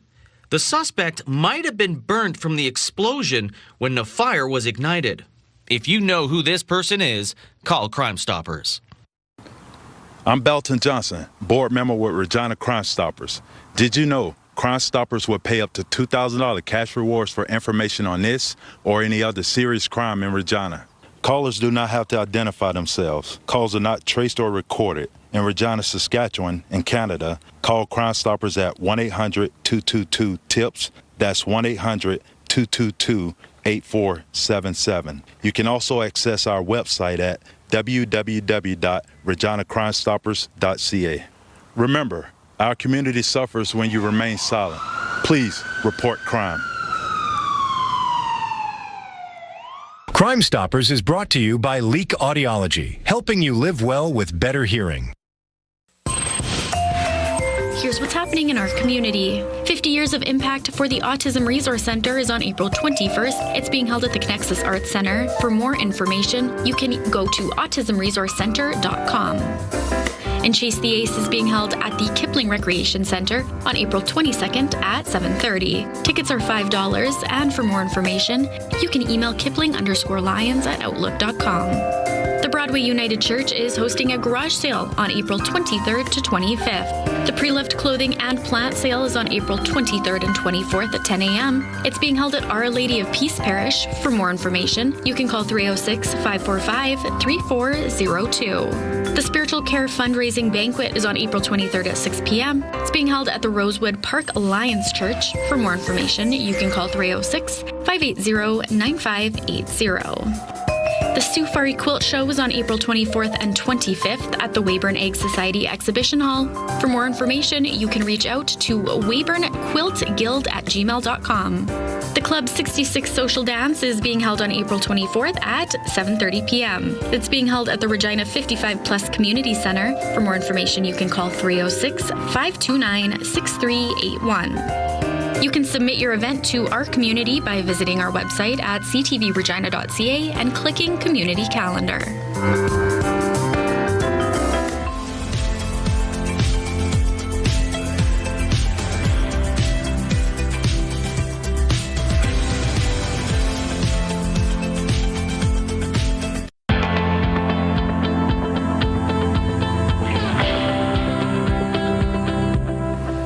Good morning. I am at Campion College here today, and this time I've got Michael Eisbrenner with me. Michael, tell me a little bit about your role here at Campion College. Absolutely. So I'm a recruiter at Campion College as well as an advisor. So not only do I get to speak with the students in the high schools, but I also kind of get to carry their hand along the way through university, which is kind of nice. All right. And what does that significance look like for the students to have that support? Well, no matter what you're studying at university, it can be quite difficult and maybe, dare I say, daunting when you arrive at university, right? So there are a couple of things that we have put in place for students in terms of support, and honestly, that front to back kind of process and design really does help. Absolutely does. Now let's talk all about programs. Sure. So historically, Campion College is a liberal arts and science college. So if you're studying any sort of programs in science, arts, or media art performance, or maybe you want to become a dentist, doctor, lawyer, or optometrist, we can help you get there. We have a specific development program at Campion called Campion's Pre-Professional Development Program, and that's kind of put in place to help students who want to get to somewhere else after the undergrad get there, right? So if you want to be a lawyer, right, you need 2 years worth of studies and then you can flock your wings to wherever you go. We have a development program put in place to kind of go over expectations and that sort of thing when you kind of go through that pathway. As a Campion College student, you're a U of R student first and foremost. So that means that you get all the benefits that come with being part of a bigger community while also kind of enjoying the resources that we have within a smaller community here at Campion. All right, Michael, and if somebody is looking to get in touch with you, maybe a student here, how can they do that? Absolutely, that's a great question. Thanks for asking. So please just reach out to anyone at the college. What I mean by that is you can call our front desk or you can reach me directly, Michael Eisbrenner, at Campion. We have a great team of people. They're all meant to do different things. So I would say the best course of action would probably be to reach out to the front desk, and then we can help you out from there. All right, some really great resources, Michael. Thank you so very much. Once again, you can head to that link on your screen if you're looking for a little bit more information. Elizabeth II would have been 100 years old today. James Longman with how the royal family is marking the occasion. The royal family is this morning gathering to remember Queen Elizabeth II, who would have been 100 years old today. The family have been at the British Museum to see plans for Elizabeth's memorial. She'll be immortalised as a young queen in a statue in St James's Park. That's just down the road from Buckingham Palace, with a statue of her husband, Prince Philip, not far away. King Charles has led tributes with a video message to his darling mama, saying she would remain forever in our hearts and prayers. As you would expect, the message avoided controversy, but one line stands out. He said, "Much about the times we now live in, I suspect, may have troubled her deeply, but I take heart from her belief that goodness will always prevail." The royal family has, of course, had its difficulties since her death, not least the scandal surrounding the former Prince Andrew and cancer diagnoses for Charles and Princess Kate. The family is hosting a special reception at Buckingham Palace to mark the day, and her daughter, Princess Anne, is unveiling a special garden in Regent's Park. The late Queen died in September 2022 after 70 years on the throne, the longest reigning monarch in British history. She witnessed the most extraordinary changes in her reign, but remained a symbol of continuity and duty. The monarchy is being tested now, though, in a way it rarely was when she was alive. James Longman, ABC News in London.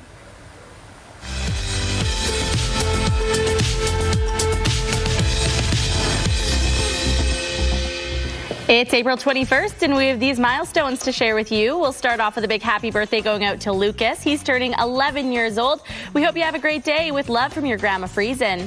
Also celebrating today is Brody. Happy birthday to you. Have a wonderful day with all of your friends and family. Stones, brought to you by Harbor Landing Village, an award-winning senior care and living community in Regina. If you have a milestone coming up, send us an email to yourmorningsaskatchewan@ctv.ca or simply scan that QR code on your screen. Please send those in at least one day in advance. All right, so whose bandwagon did you jump on for the NHL playoffs? I picked the Sabres.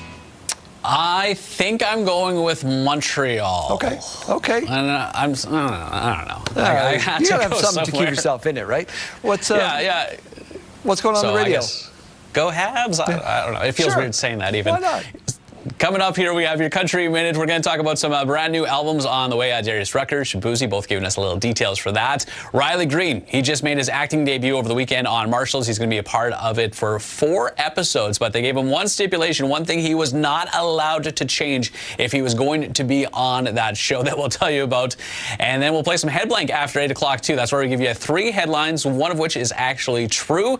You have to figure out which one it is. This all has to do with a patent that's just been filed for vehicles that could help you out with some long road trips, although it's very bizarre, very weird, and a whole lot gross. So that's coming up after 8 o'clock this morning, but it could get you in for our Friday freebie draw. All right, Chase, thank you so much. We'll do this again tomorrow. Thanks, Daryl. We'll see you then.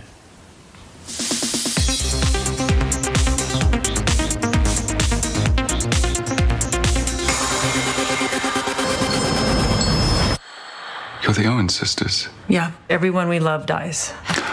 Oh, right. A really horrible death. But, I mean, it's not great for the Tinder bio.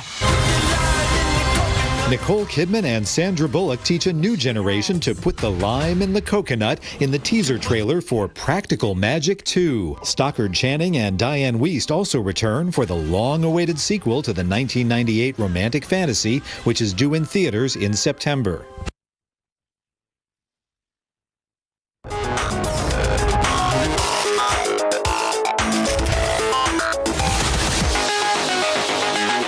So schools do some fun things, especially towards the ends of the year. This is a different take on sports day at school.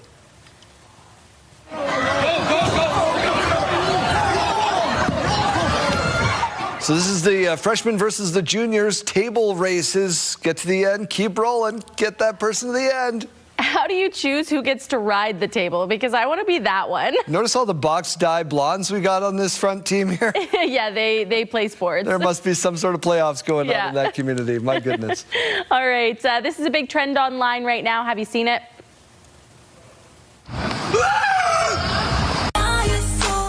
So it's a little weird. It might be staged, we don't know, but essentially you're scaring a group of people. After that, you pose, so it looks like everyone's, staring at you. You're taking their breath away. Yeah, well, hey, let's try this on Cornwall and see if we don't make it out alive. I mean, if we walk through Cornwall, there'd be a couple people who'd be like, hey, are you the people from? And we'd be like, Oh, how about some mean tricks in the pool?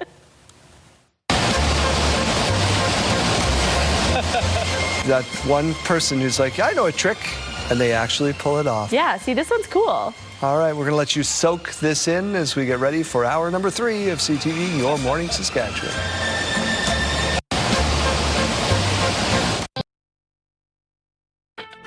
It's Tuesday, April 21st. Reviewing the data, looking at what the system needs are, Mr. Speaker. It's a better use of resources to have those overnight staffing available at Regina General and Regina Pasqua, Mr. Speaker. DP opposition is critical of ongoing cuts to operating hours at Regina's Urgent Care Centre. We don't have a suitable funding structure, and therefore we have million-dollar deficits that we need to recover. Staff at Sask Polytech's 4 campuses wondering what the future may hold. It's an exciting time. Regina has been selected to host the Canada 55+ games. Stay with us, Saskatchewan. Your morning starts right now.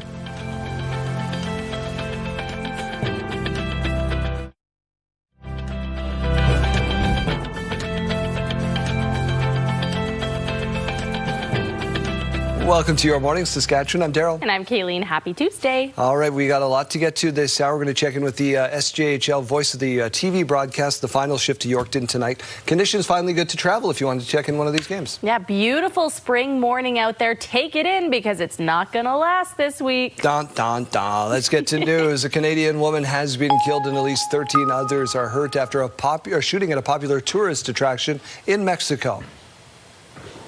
There are 7 in our group from Vancouver here. We heard what we thought were firecrackers, and before we knew it, someone said, no, that's gunfire, run. Happened at an ancient pyramid complex just outside Mexico City. The gunman opened fire before turning it on himself. Another Canadian was also injured. Other victims are tourists from other countries. Police have recovered a firearm, a bladed weapon, and live cartridges from the scene. The Mexican president now promising an investigation.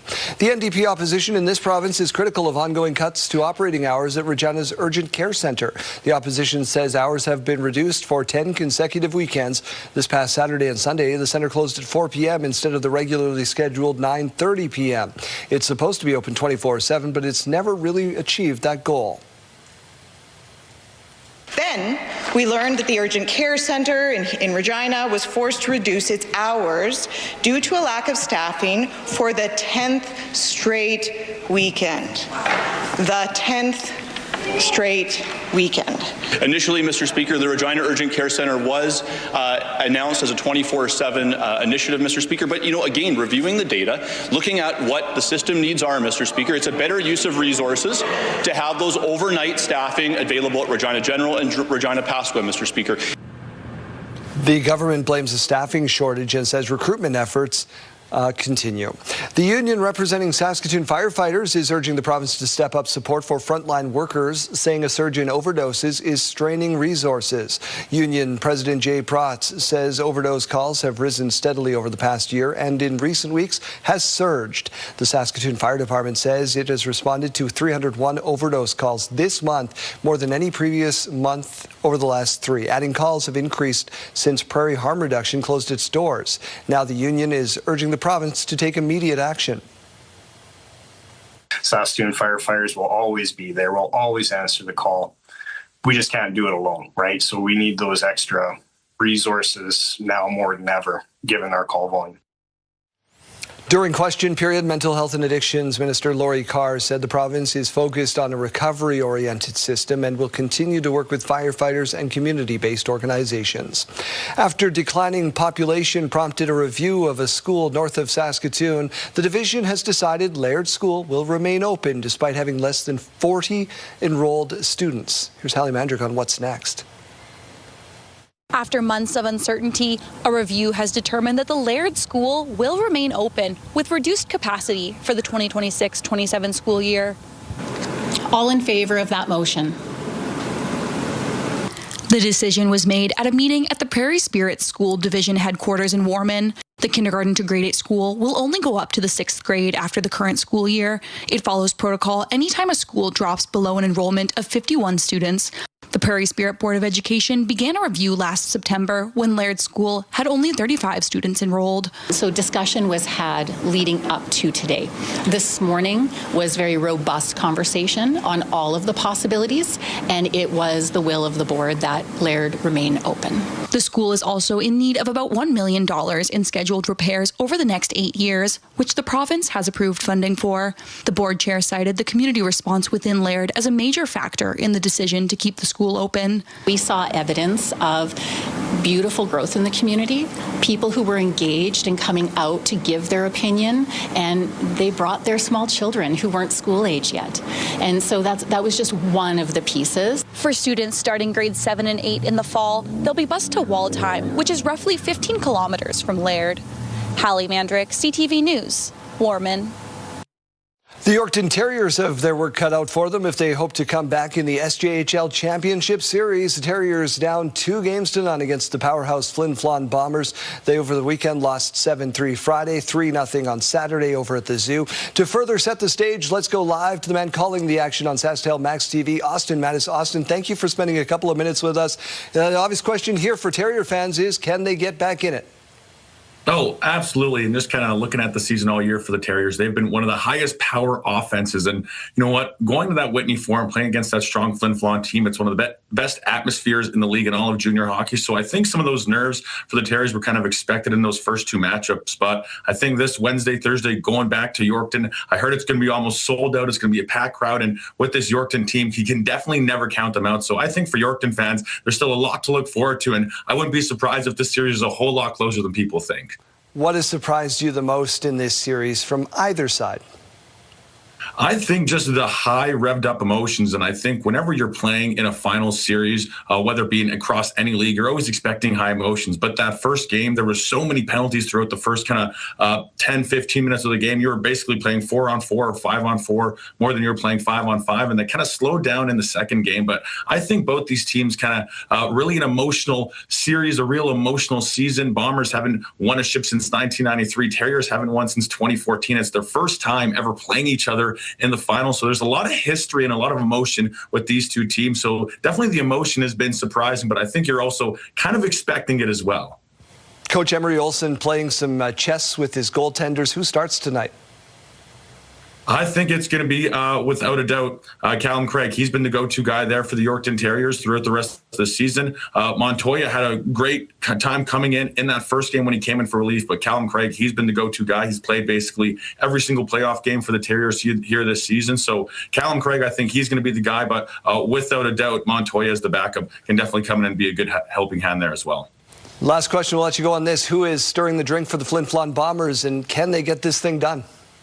I think the one guy who's really stood out to me has been Landon Alexander. He's kind of been on and off with an injury here as of recently, but he's come back and he led game one in hits with 9. He was absolutely, body was flying everywhere. He had some points, he had a goal, he had an assist, and he's kind of been doing everything. He's a big, strong, physical guy, and really, if he's able to get things going alongside him and Reed Arbery, Rhett Ewan, as they call them, the Bash brothers for that Flin Flon team, those are the guys who are really been making that team go. But if the Terriers can find a way to shut those guys down, well, it'll make their job a whole lot easier. And you can follow along in all the action, SaskTel Max TV tonight. Austin Mattis on the call. Thank you for a couple of minutes. You usually see him with the Swift Current Broncos. In other news this morning, Alberta is ditching its twice-a-year time change, and people seem to be here for it.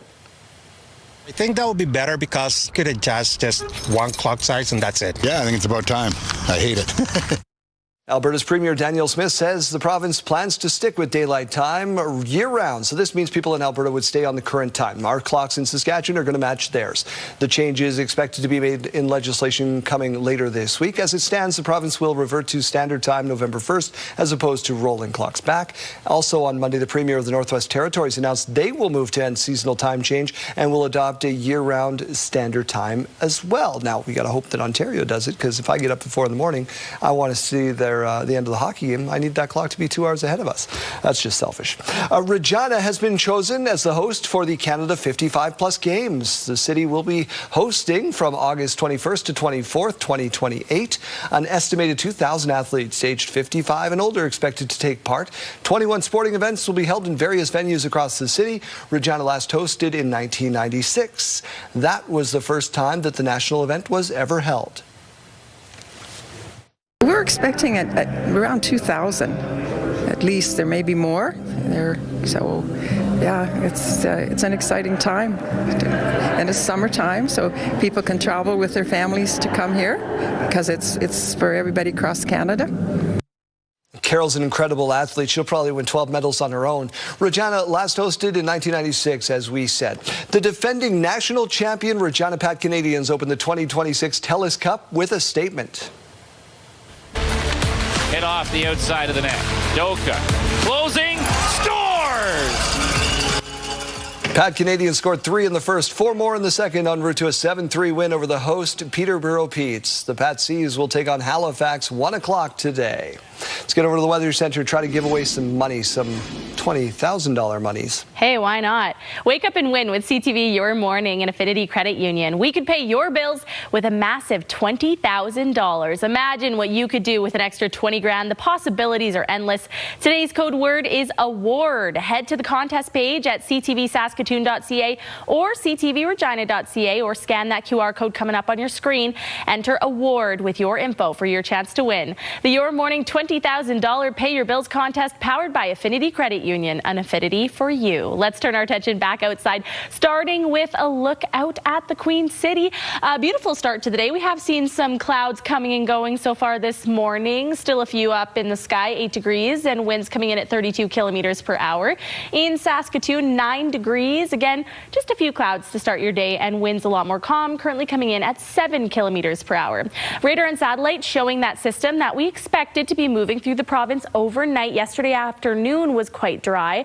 This afternoon we're expecting it to be quite dry as well, but overnight we did see this system of rain and freezing rain. Mainly it was turning to freezing rain right at that time of the morning where it was pushing off into Manitoba. So this is current on your screen, the last little bit of that system still in Saskatchewan. Of course, we're still seeing some of that snow falling far up north. That's where we're seeing most of that cloud cover.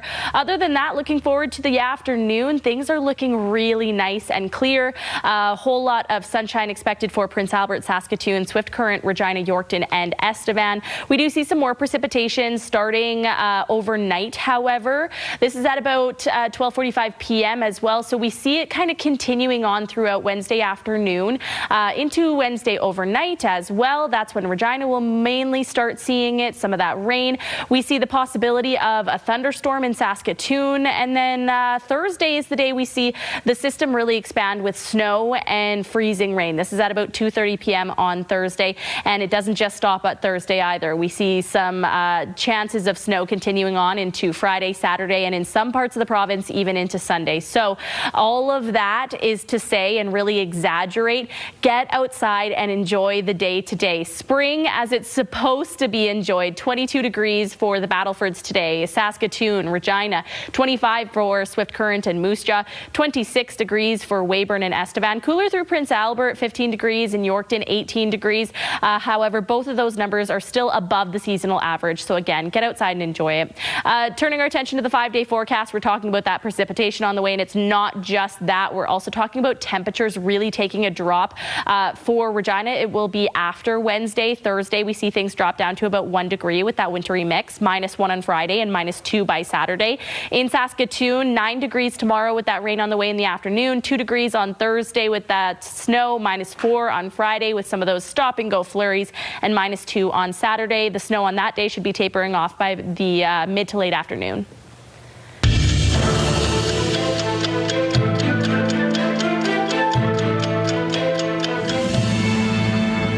This day in history, April 21st, 1989, more than 100,000 students had gathered in Beijing's Tiananmen Square to commemorate the death of a Chinese reform leader. April 21st, 2016, Prince died of an accidental fentanyl overdose at his home in Paisley Park. And April 21st, 2005, Pope Francis died at the age of 88.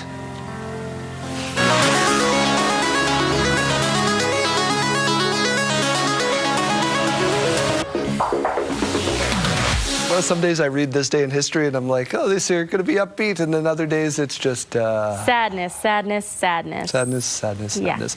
Let's try to raise the spirits. Hockey fans are rallying around their teams right now as the playoffs are underway, and you'll probably recognize these two. Well, Wyatt, you made the claim that if the Buffalo Sabres could end their drought and make the playoffs, you'd chug a lake hour and run into the freezing waters of Lake Erie. Well, they did. And you did. 3, 2, 1! Actors Kurt and Wyatt Russell take their hockey seriously. We know who their team is, no question. The Buffalo Sabres play the Boston Bruins in the Eastern Conference. First round game 1 went to the Sabres. Game 2 is later tonight. I've jumped on that bandwagon. Look at that. Would you do it? Would you chug little lake water and run into it? I'm a no on the lake water. Yeah. I don't know what's in that. Especially not Wascana Lake. Yeah, no, I'm gonna pass respectfully. Yeah. So those the saber, that's you can get that saber. It's a sword with beer in it for like $28 at the stadium. And now they're selling online. You'd be drinking that one? Now I'd be drinking that one. They now sell for like $280 on eBay. These have become so it used to be something useful you could buy under $20 of your own. Now it's not. Yeah. So we're asking you, though, what's the most useful thing that you own that's under $20? Thankfully, begging always works. Yes. At the 7 o'clock hour, if we don't have answers, I beg, and then Saskatchewan answers. So thank you, Saskatchewan. Vanessa said Gorilla Glue puts back together almost every broken toy. I got to get more of that in my house. Fixed our rain barrel, too. Yeah. Cindy's saying a toothpick, not only for cleaning your teeth, but she uses them for cleaning those tiny spots that you don't want anything sharp, like in your car, around your taps. So a good hack there. Cindy, you're welcome to come clean all of my stuff. Yeah. Leanne saying 2 items that are under $20, my walking cane and my toilet paper. Okay. Both very useful. You can put the toilet paper on the walking cane. It's 2 for 1. Yeah, exactly. Car snow brush, very useful in Saskatchewan winters. Susan in Moose Jaw is watching this morning, enjoying her cafe mochas with her coffee press that was under $20. There you go. Like that one. Vicky saying magnetic photo frames, great for keeping school schedules, kids art, bills, or gasp photos. Imagine safe that. and clean, yeah. We used to print those out and hang them on the walls. Yeah. Linda's saying most useful item under $20 is my reading light. My hubby doesn't complain when I read in bed late into the night. I can read on the couch while he's got the lights off watching hockey in the car. It's great when you're flying, so the overhead light doesn't need to be on. So my wife comes to bed and she does some reading, and it always wakes me up because she drops the thing when she falls asleep. Yeah. Crash, crash, crash. Oh, Sarah's out. Okay. And Rose saying that TV remote. Very useful. That's it for us. We're back after this.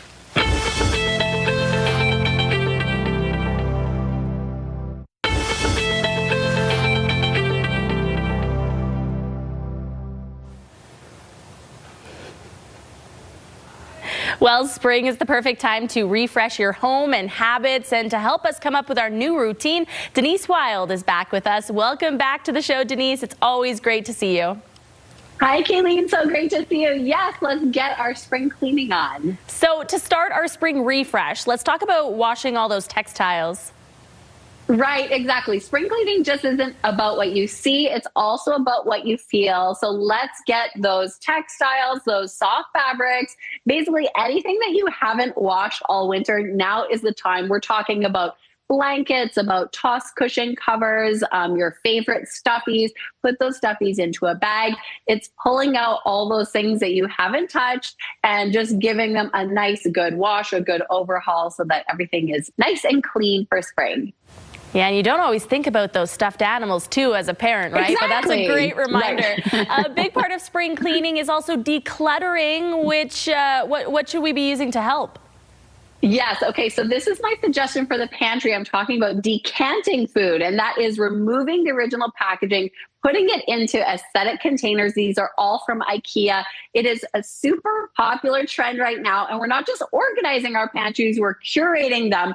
Obviously, it will look good, but it will also have a positive impact on your well-being because you're reducing visual noise.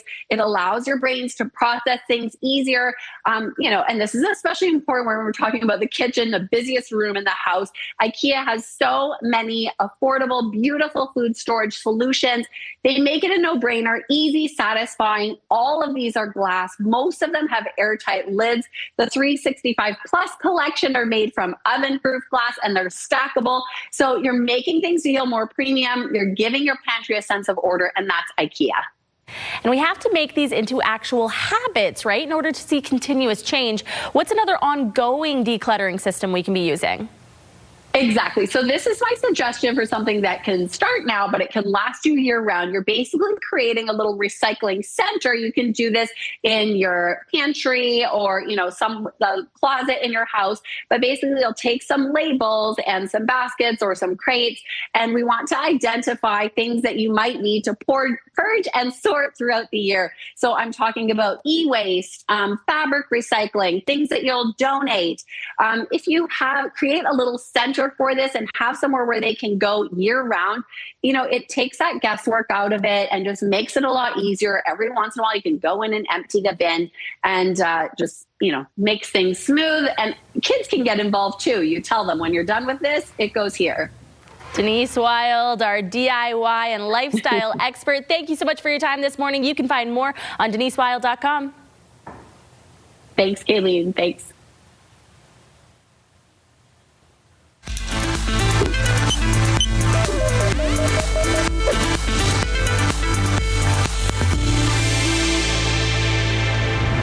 A new survey released this morning says doctors are worried about the effects of false health information. The survey was done by the Canadian Medical Association. 97% of doctors say they have had to deal with patients who followed false health information. This is information they're getting online, including advice from AI.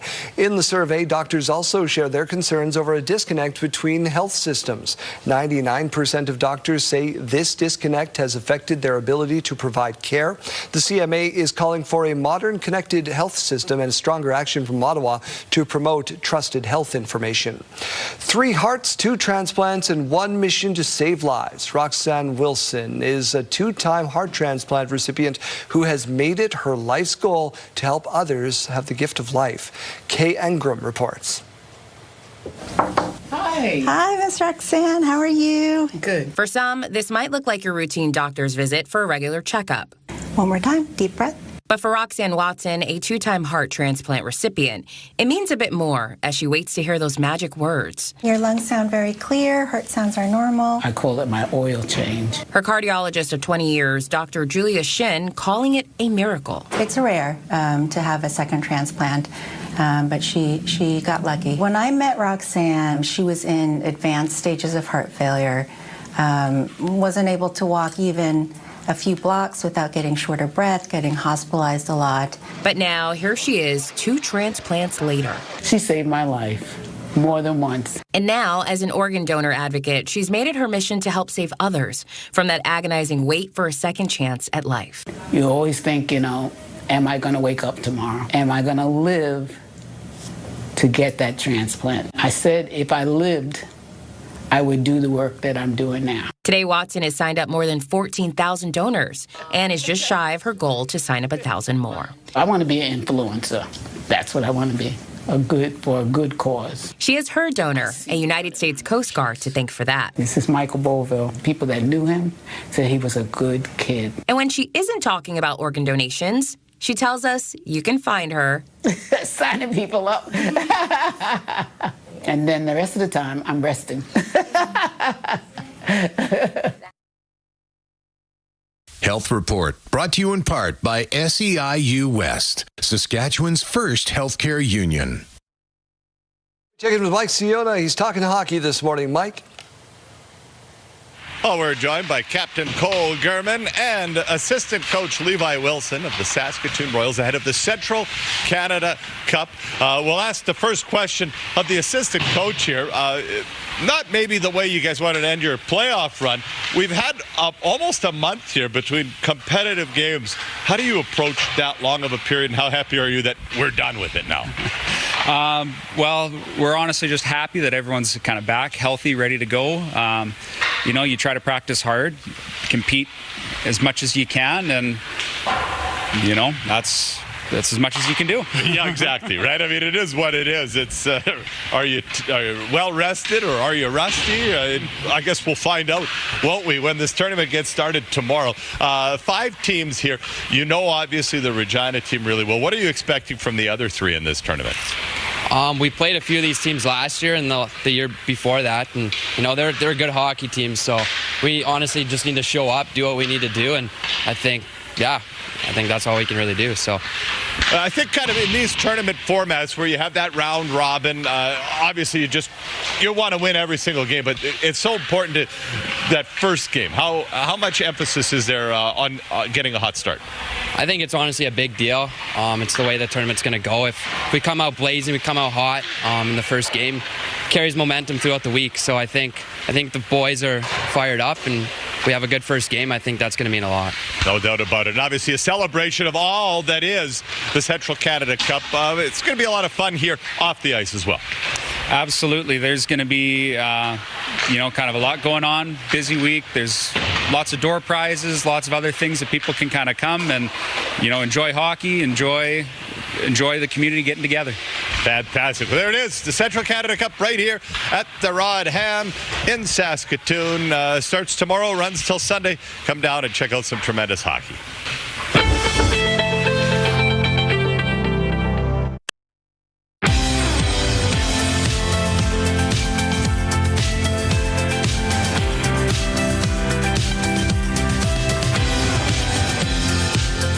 Ani, welcome to your morning, Saskatchewan. Meg, watch for being with us. Regina protesters outside the RM of Sherwood Council chambers yesterday hoping to stop a decision to build a major AI data center. However, those plans will be moving forward. Sierra D'Souza Butts with why. Unanimously approved, the RM of Sherwood will be moving forward with its plans for an AI data center after reviewing its Bell development agreement at Monday evening's council meeting. Ever since Bell Canada announced plans to build a 300-megawatt AI data center in the RM of Sherwood, people have been voicing their opinions. Close to 100 people were outside the RM's council chambers, raising concerns surrounding noise, electricity, stormwater, and drainage, along with other potential issues once the center is built. It's really disappointing. I think the fact that there's just been a lack of transparency. Even if the data center is built, we can still protest against it because we know the harm that data centers have done to, cities in the U.S. Following the vote, a few people left and were rushed to their cars by protesters. Interim Reeve Ray Orb says council was confident in their decision to move forward with the site. And I think that's important we get that message out there. This is a positive project. Whether people like A or I or not, they're probably already using it. It's in our lives right now, especially in agriculture and healthcare, and in the work that municipalities do. It's very important to us. When speaking to the media, Bell Canada says it went through the province's environmental impact assessment. Saskatchewan, it's a process where you self-assess based on criteria. And because of the way we design these facilities and the fact that they actually are very environmentally friendly, they don't use water, they don't have large waste products of any kind, it's not necessary for us to enter into a full environmental process. With the goal of providing more transparency to the public, the RM of Sherwood says it plans to provide more information on its website as the project moves forward. Sierra D'Souza Butts, CTV News, Regina. A day before their ceasefire expires, it's still uncertain if Iran will show up for new talks with the U.S. Troops are stationed and the signs are still up in Pakistan. So far, Iran hasn't confirmed whether they will be sending a delegation. The U.S. Vice President J.D. Vance will be there today. The two-week ceasefire is about to end tomorrow. Unlikely there'll be an extension, according to the U.S. President. Iran's parliamentary speaker said Tehran is preparing right now new cards on the battlefield if fighting resumes. Canada Post recently released its financial showing why the company needed to make sweeping changes. Last year's results really underscores how difficult it is to compete in today's parcel market with labor uncertainty. Crown Corporation has reported a record $1.57 billion loss. That's before tax last year. That's 86% worse than the year before. It says that's why it had to make changes, including the shift to community mailboxes from door-to-door delivery. The company says declining parcel volumes have also driven revenues down. This comes as 55,000 employees have until the 20th of May to ratify an agreement in a battle over wages and changes to the service. Potash company Mosaic is putting a $2 million donation to the Jim Pattison Children's Hospital in Saskatoon. Hospital says that contribution will support specialized equipment initiative, innovative research, and family-centered programs at the hospital itself and across the province. So when you have like all of this support and stuff, you kind of feel better and you build that like motivation and the will to just like get through this battle that you have. So when you have like all these things that are like going for you positively, you can just tackle all of these like issues that are coming to your way. In the past 5 years, the company has contributed over $27 million with community partners across Saskatchewan. There is a prescribed burn plan for Regina's Wascana Park today. Experts spent the day yesterday doing controlled burns of areas outside in Condi yesterday at the Wascana Trails. There's some pictures on your screen that my wife took yesterday. She's an ecologist with Wascana Centre. Prescribed burns are generally done in an effort to control invasive species, increase diversity, and decrease tick population. Also, the wildfire risk as we come into that season. So if you see smoke inside Regina's Wascana Park, it's likely being done by this group. Now to the pilot of a small plane who was killed when his plane crashed into a backyard in Florida. Sam Campion reports. This morning, dramatic surveillance video captures the moment a plane slams into a residential backyard outside Tampa, Florida. The pilot of the twin-engine Cessna now being praised by neighbors for saving lives. My opinion is that maybe he was having engine trouble and he steered it so that he didn't hit our houses. That pilot identified as 59-year-old Michael Bailey. He was the one casualty. The pilot, I think, is a hero. He very intentionally knew he was coming in fast and within that split second, nosedived it. A neighbor's Ring camera captures just how fast the disaster unfolds. The crash happens less than a minute after the Cessna takes off from Tampa North Aero Park around 8:35 a.m. Sunday morning. Flames melting fences and shattering windows. I just saw this big wave of orange coming through my bedroom window. It feels like a movie scene. It's just really surreal. Well, whether they aim for the stars or the sound barrier, every Royal Canadian Air Force pilot who comes through 15-wing Moose Jaw starts out in a small plane. Going forward, these planes will begin their flight training on a new type of aircraft that can fly faster and higher. Mick Favel reports. The CT-102B Astra II is making its runway debut at 15-wing Moose Jaw. This plane is a step up from past training aircraft, going higher, faster, and filled with modern technology. The aircraft will be an important step for all future pilots, as it will be the first plane they will use. There's more G, there's more systems. It also makes sure that people start learning how to operate more automation, more digitalization of the cockpit, whereas in the past it was more, I would describe as steam-driven, older technology. The Astra II is a German-developed and designed plane. By the end of 2026, there will be 23 of them at 15-wing. There was a thorough decision-making process in choosing this specific plane, with a list of requirements asked from the Royal Canadian Air Force.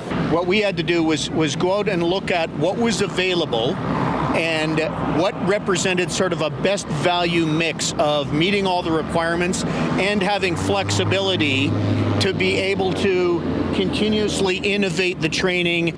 The Astra II plane will be used in the Future Aircraft Training Program, which is now in development. It is nearly set to train Canadian Air Force pilots for the next 25 years. There's a number of aspects. We need to bring that together in a coherent manner in order to ensure that when we put young aviators on board, that the system is in place to support them and that we have confidence that the plan as it's been developed is going to meet our needs. The capable speed and height the Astra II can reach will help trainees develop faster and get them ready for more sophisticated planes and jets. With the new program on the way, pilots will have the hardware training needed for the future. All the new fleets we're buying right now, if you look at all of them, they're all glass cockpit. They're all state-of-the-art automation, high-performance aircraft. And so training them earlier ensures success later on.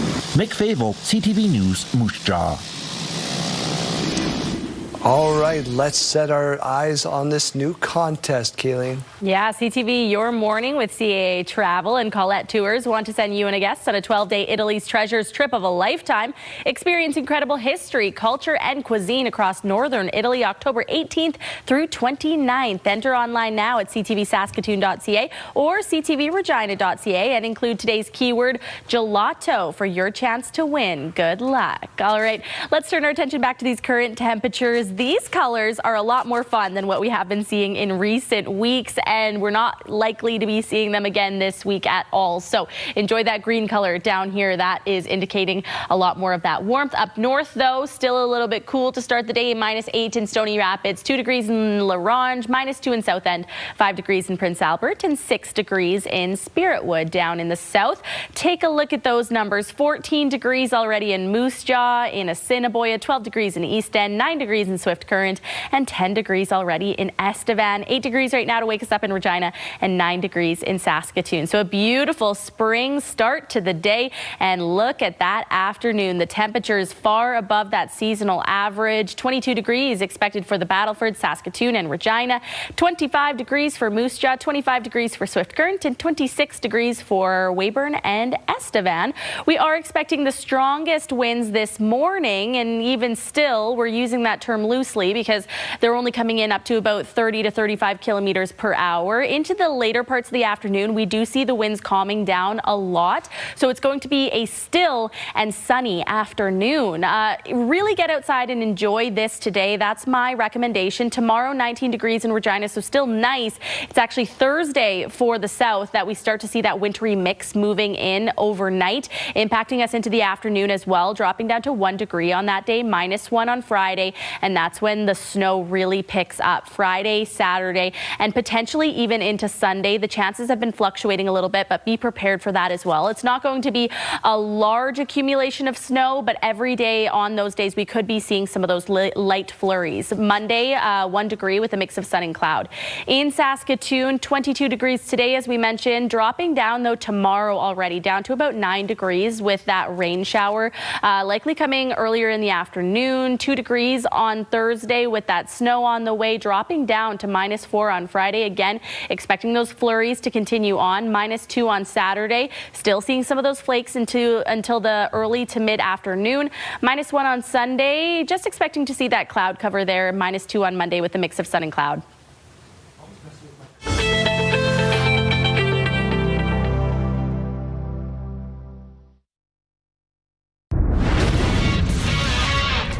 Hello everyone, Glenn Sheeler inside the TSN Sports Center newsroom with your must-see moment from Monday, and for it, we're going to Carolina. Sens and Hurricanes, Game 2, and Linus Ullmark was an absolute beast in this one. First, he stops Nikolai Ehlers, and then robs Jordan Martinook on the rebound.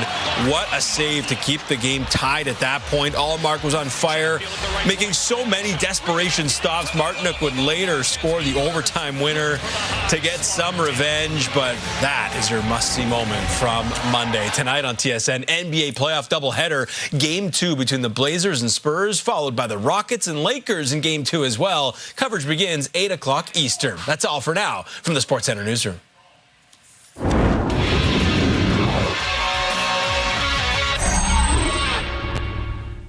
Saskatchewan Rough Rider Foundation bringing you Pigskins and Punchlines. It's a comedy night in support of their great initiatives. Nate and Amanda on set with us this morning. Thank you so much for spending some time, and thank you for bringing me Rough Rider socks. Yeah. Guests bring gifts.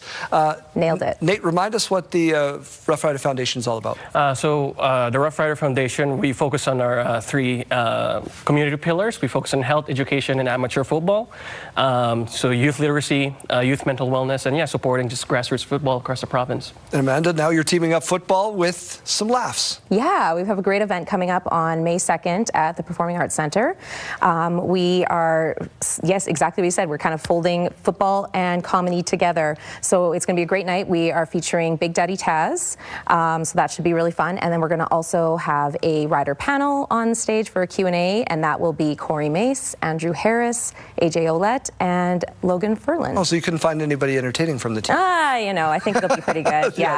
They're pretty decent. Nate, remind us where the money goes when you do all of these fundraisers throughout the course of the year. So for this specific event, the proceeds will help our Win Wellness program, which is where our player ambassadors goes to school across Saskatchewan and deliver a mental wellness presentation to students grades 4 to 6. You just transitioned into this role from the Regina Rams, and you've got to go into these classrooms and see these things firsthand. What's it like? It's phenomenal. It honestly is. These guys get trained on the mental wellness, and they go in and they're pros, and we send them all across Saskatchewan, all into these different communities, and they give these presentations, and I believe we're doing good work and making impact. Nate, you get to see the reaction from these groups when you hand over nice checks. It's got to feel pretty good. That's the fun part of your job. That's the best part, and I just want to add on to like going to schools and watching our players interact with students and kids. It's really heartwarming. It's really nice to see. So what do we expect from this big event? What do we get? We get the ticket, we walk through the doors, then what? You bet. We're about 80% sold out. We have our theater-style seating still available online for $50. Great price point. And like I said, we have Big Daddy Taz. We have the rider panel. They're probably going to see a few other familiar faces. Come on down, buy a ticket, bump some elbows with some Grey Cup champs, and have some fun. Nate, if May 2nd is already circled on the calendar for something else, people have busy lives. How can they support the foundation without going to this event? You can support the foundation by going to riderville.com/foundation, and you can donate on our other programs or just general donation in general. Thanks so much for being here. Thank you.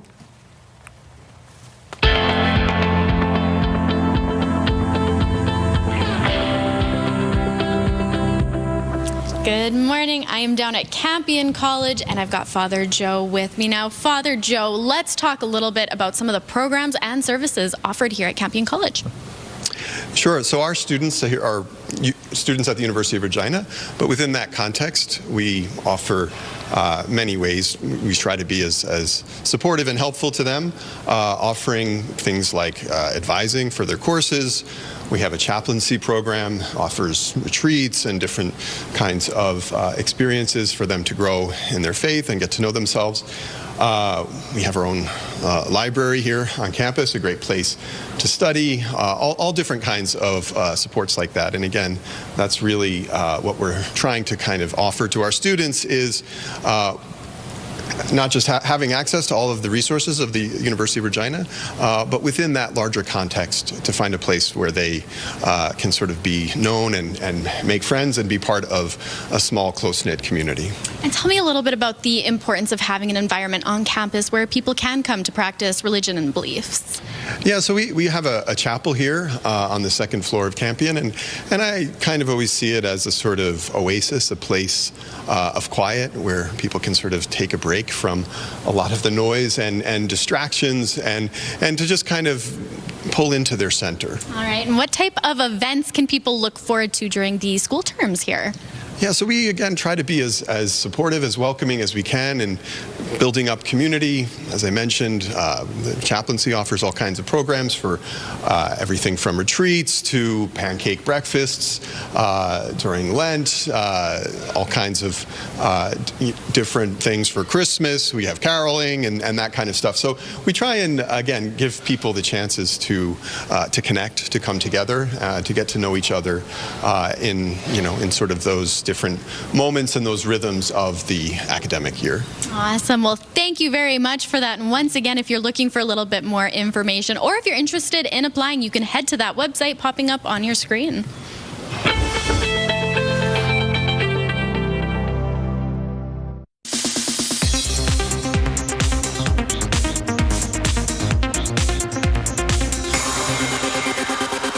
An action star in movies like Starship Troopers. So what are you doing after the game?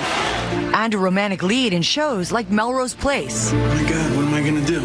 This morning, friends are remembering Patrick Muldoon after he died following a heart attack at his home in Los Angeles. Muldoon got his big break in television, playing Alyssa Milano's love interest on Who's the Boss. But I assure you, your daughter's in good hands. Before becoming a series regular on Days of Our Lives. I'm happy to say that you may be throwing a bridal shower for this girl very soon. Lisa Rinna, who played his sister on the soap, posting this throwback picture along with a heartbreak emoji. But it was 1997's Starship Troopers that launched Muldoon onto the big screen. We're good together, Carmen. We're way ahead of the curve in every department. I can anticipate you. You know what I want. He had a romantic relationship and then a lifelong friendship with co-star Denise Richards. I've known Patrick Muldoon since I was 19 years old. We call each other Sweet Babe because we had nicknames on Starship Troopers. Richards' daughter Lola remembering him on Instagram writing, "You were such a huge part of our family, and life will never feel the same." Patrick Muldoon was just 57 years old.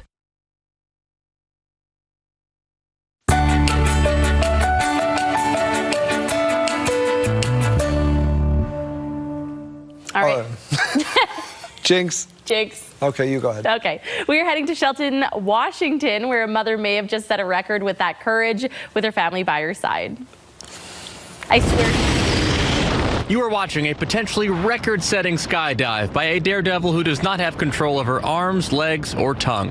What was the speed she hit? 125 miles an hour, I believe. Whoa, Tanya. Over the weekend, Tanya Finlayson, who has cerebral palsy, jumped from nearly 18,000 feet and reached 125 miles per hour. Upon confirmation, those should both be Washington state records for what is called a drogue fall, which is basically a tandem jump. Look, right on target. Look how close she was. When Tanya landed, her husband, Ken, was waiting to celebrate with her. It feels really special and honestly, a bit surreal. I sent questions ahead of time to Tanya, who uses a communication system she helped create called the Tandem Master. Essentially, sensors interpret the back of her head's movements in Morse code. What do you enjoy about skydiving? Skydiving feels like freedom to me. For a little while, I am not defined by my disability or the obstacles I face on the ground. In fact, skydiving is also what brought Tanya and Ken together, who, like many couples in the late 90s, started messaging on AOL before running into each other at a drop zone. While Ken says he was a little hesitant at first. It's a little bit intimidating, but as I got to know her, her strengths outshine her weaknesses very quickly. And on Friday, nearly 30 years later, Tanya had Ken and their son by her side in the plane. Technically, Ken and Michael jumped out about 5,000 feet earlier, but this was their first jump together as a family. Skydiving is one of the rare experiences where we can all fully participate side by side, and that means everything to me. Up next, Tanya told me she has some ideas for pulling off a solo jump without her tandem instructor. She said, quote, "This is what life is about, continuing to reach for what feels possible." In New York, for ABC News, I'm Danny New. God bless her. God, I had the opportunity a few years back with the military, and I was like, no. It's a perfectly good plane. I'm going to stay in it. Yeah, no, I don't see any need for me to do that in my lifetime. That or bungee jumping. Yes, no. Well, I remember that episode of Fresh Prince of Bel-Air where she's proposing and the thing snaps, and I'm like, that'll be me. Yeah, you won't catch me doing that. Be the end of me. I'll show you some cool pictures in our sidebar.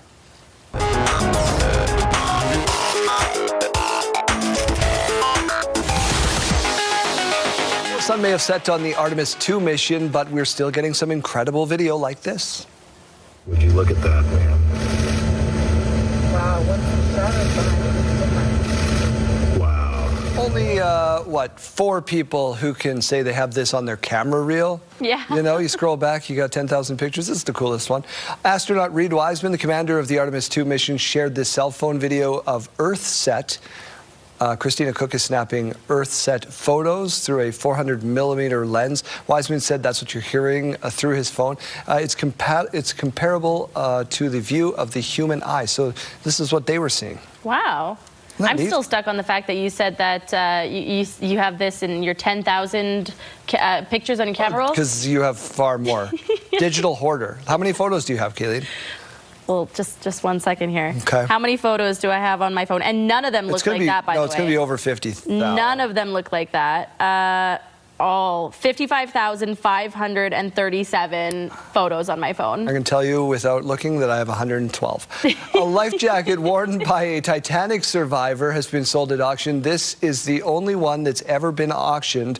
Sold for $1.2 million, Kayleen. Couple pocket change, yeah. Just a little bit of money. Jacket was worn by a passenger in first class who boarded lifeboat number 1. That boat has been the topic of long-standing controversy for reasons that remain unclear. It was lowered from the ship with only 12 people on it, despite having room for 40. The life jacket was part of a larger auction featuring a handful of Titanic artifacts. Wow. Looks a little with different from our life jackets now. Yeah, what do you do with it? You just hang it on the wall, I guess? I mean, it's a part of history. You just stare at it forever, and then you invite people over and say, I have this and you don't. Probably belongs in a museum. Yeah. All right, the Lyrid meteor shower is set to light up the sky this week. The annual celestial event is getting a boost this year from a dim crescent moon. NASA says sky watchers could see 10 to 20 shooting stars per hour during that peak, which is Tuesday night into Wednesday morning. The shower will be visible across the globe, but the best views are in the northern hemisphere. Meteor showers happen when the Earth plows through debris trails left behind by space rocks. So is tonight a clear enough night to see this? Tonight sure will be. Tonight's the night. Set your watch, wake up, take a little view. It's out of this world. We're back tomorrow with more CTV Your Morning Saskatchewan. Have a great Tuesday.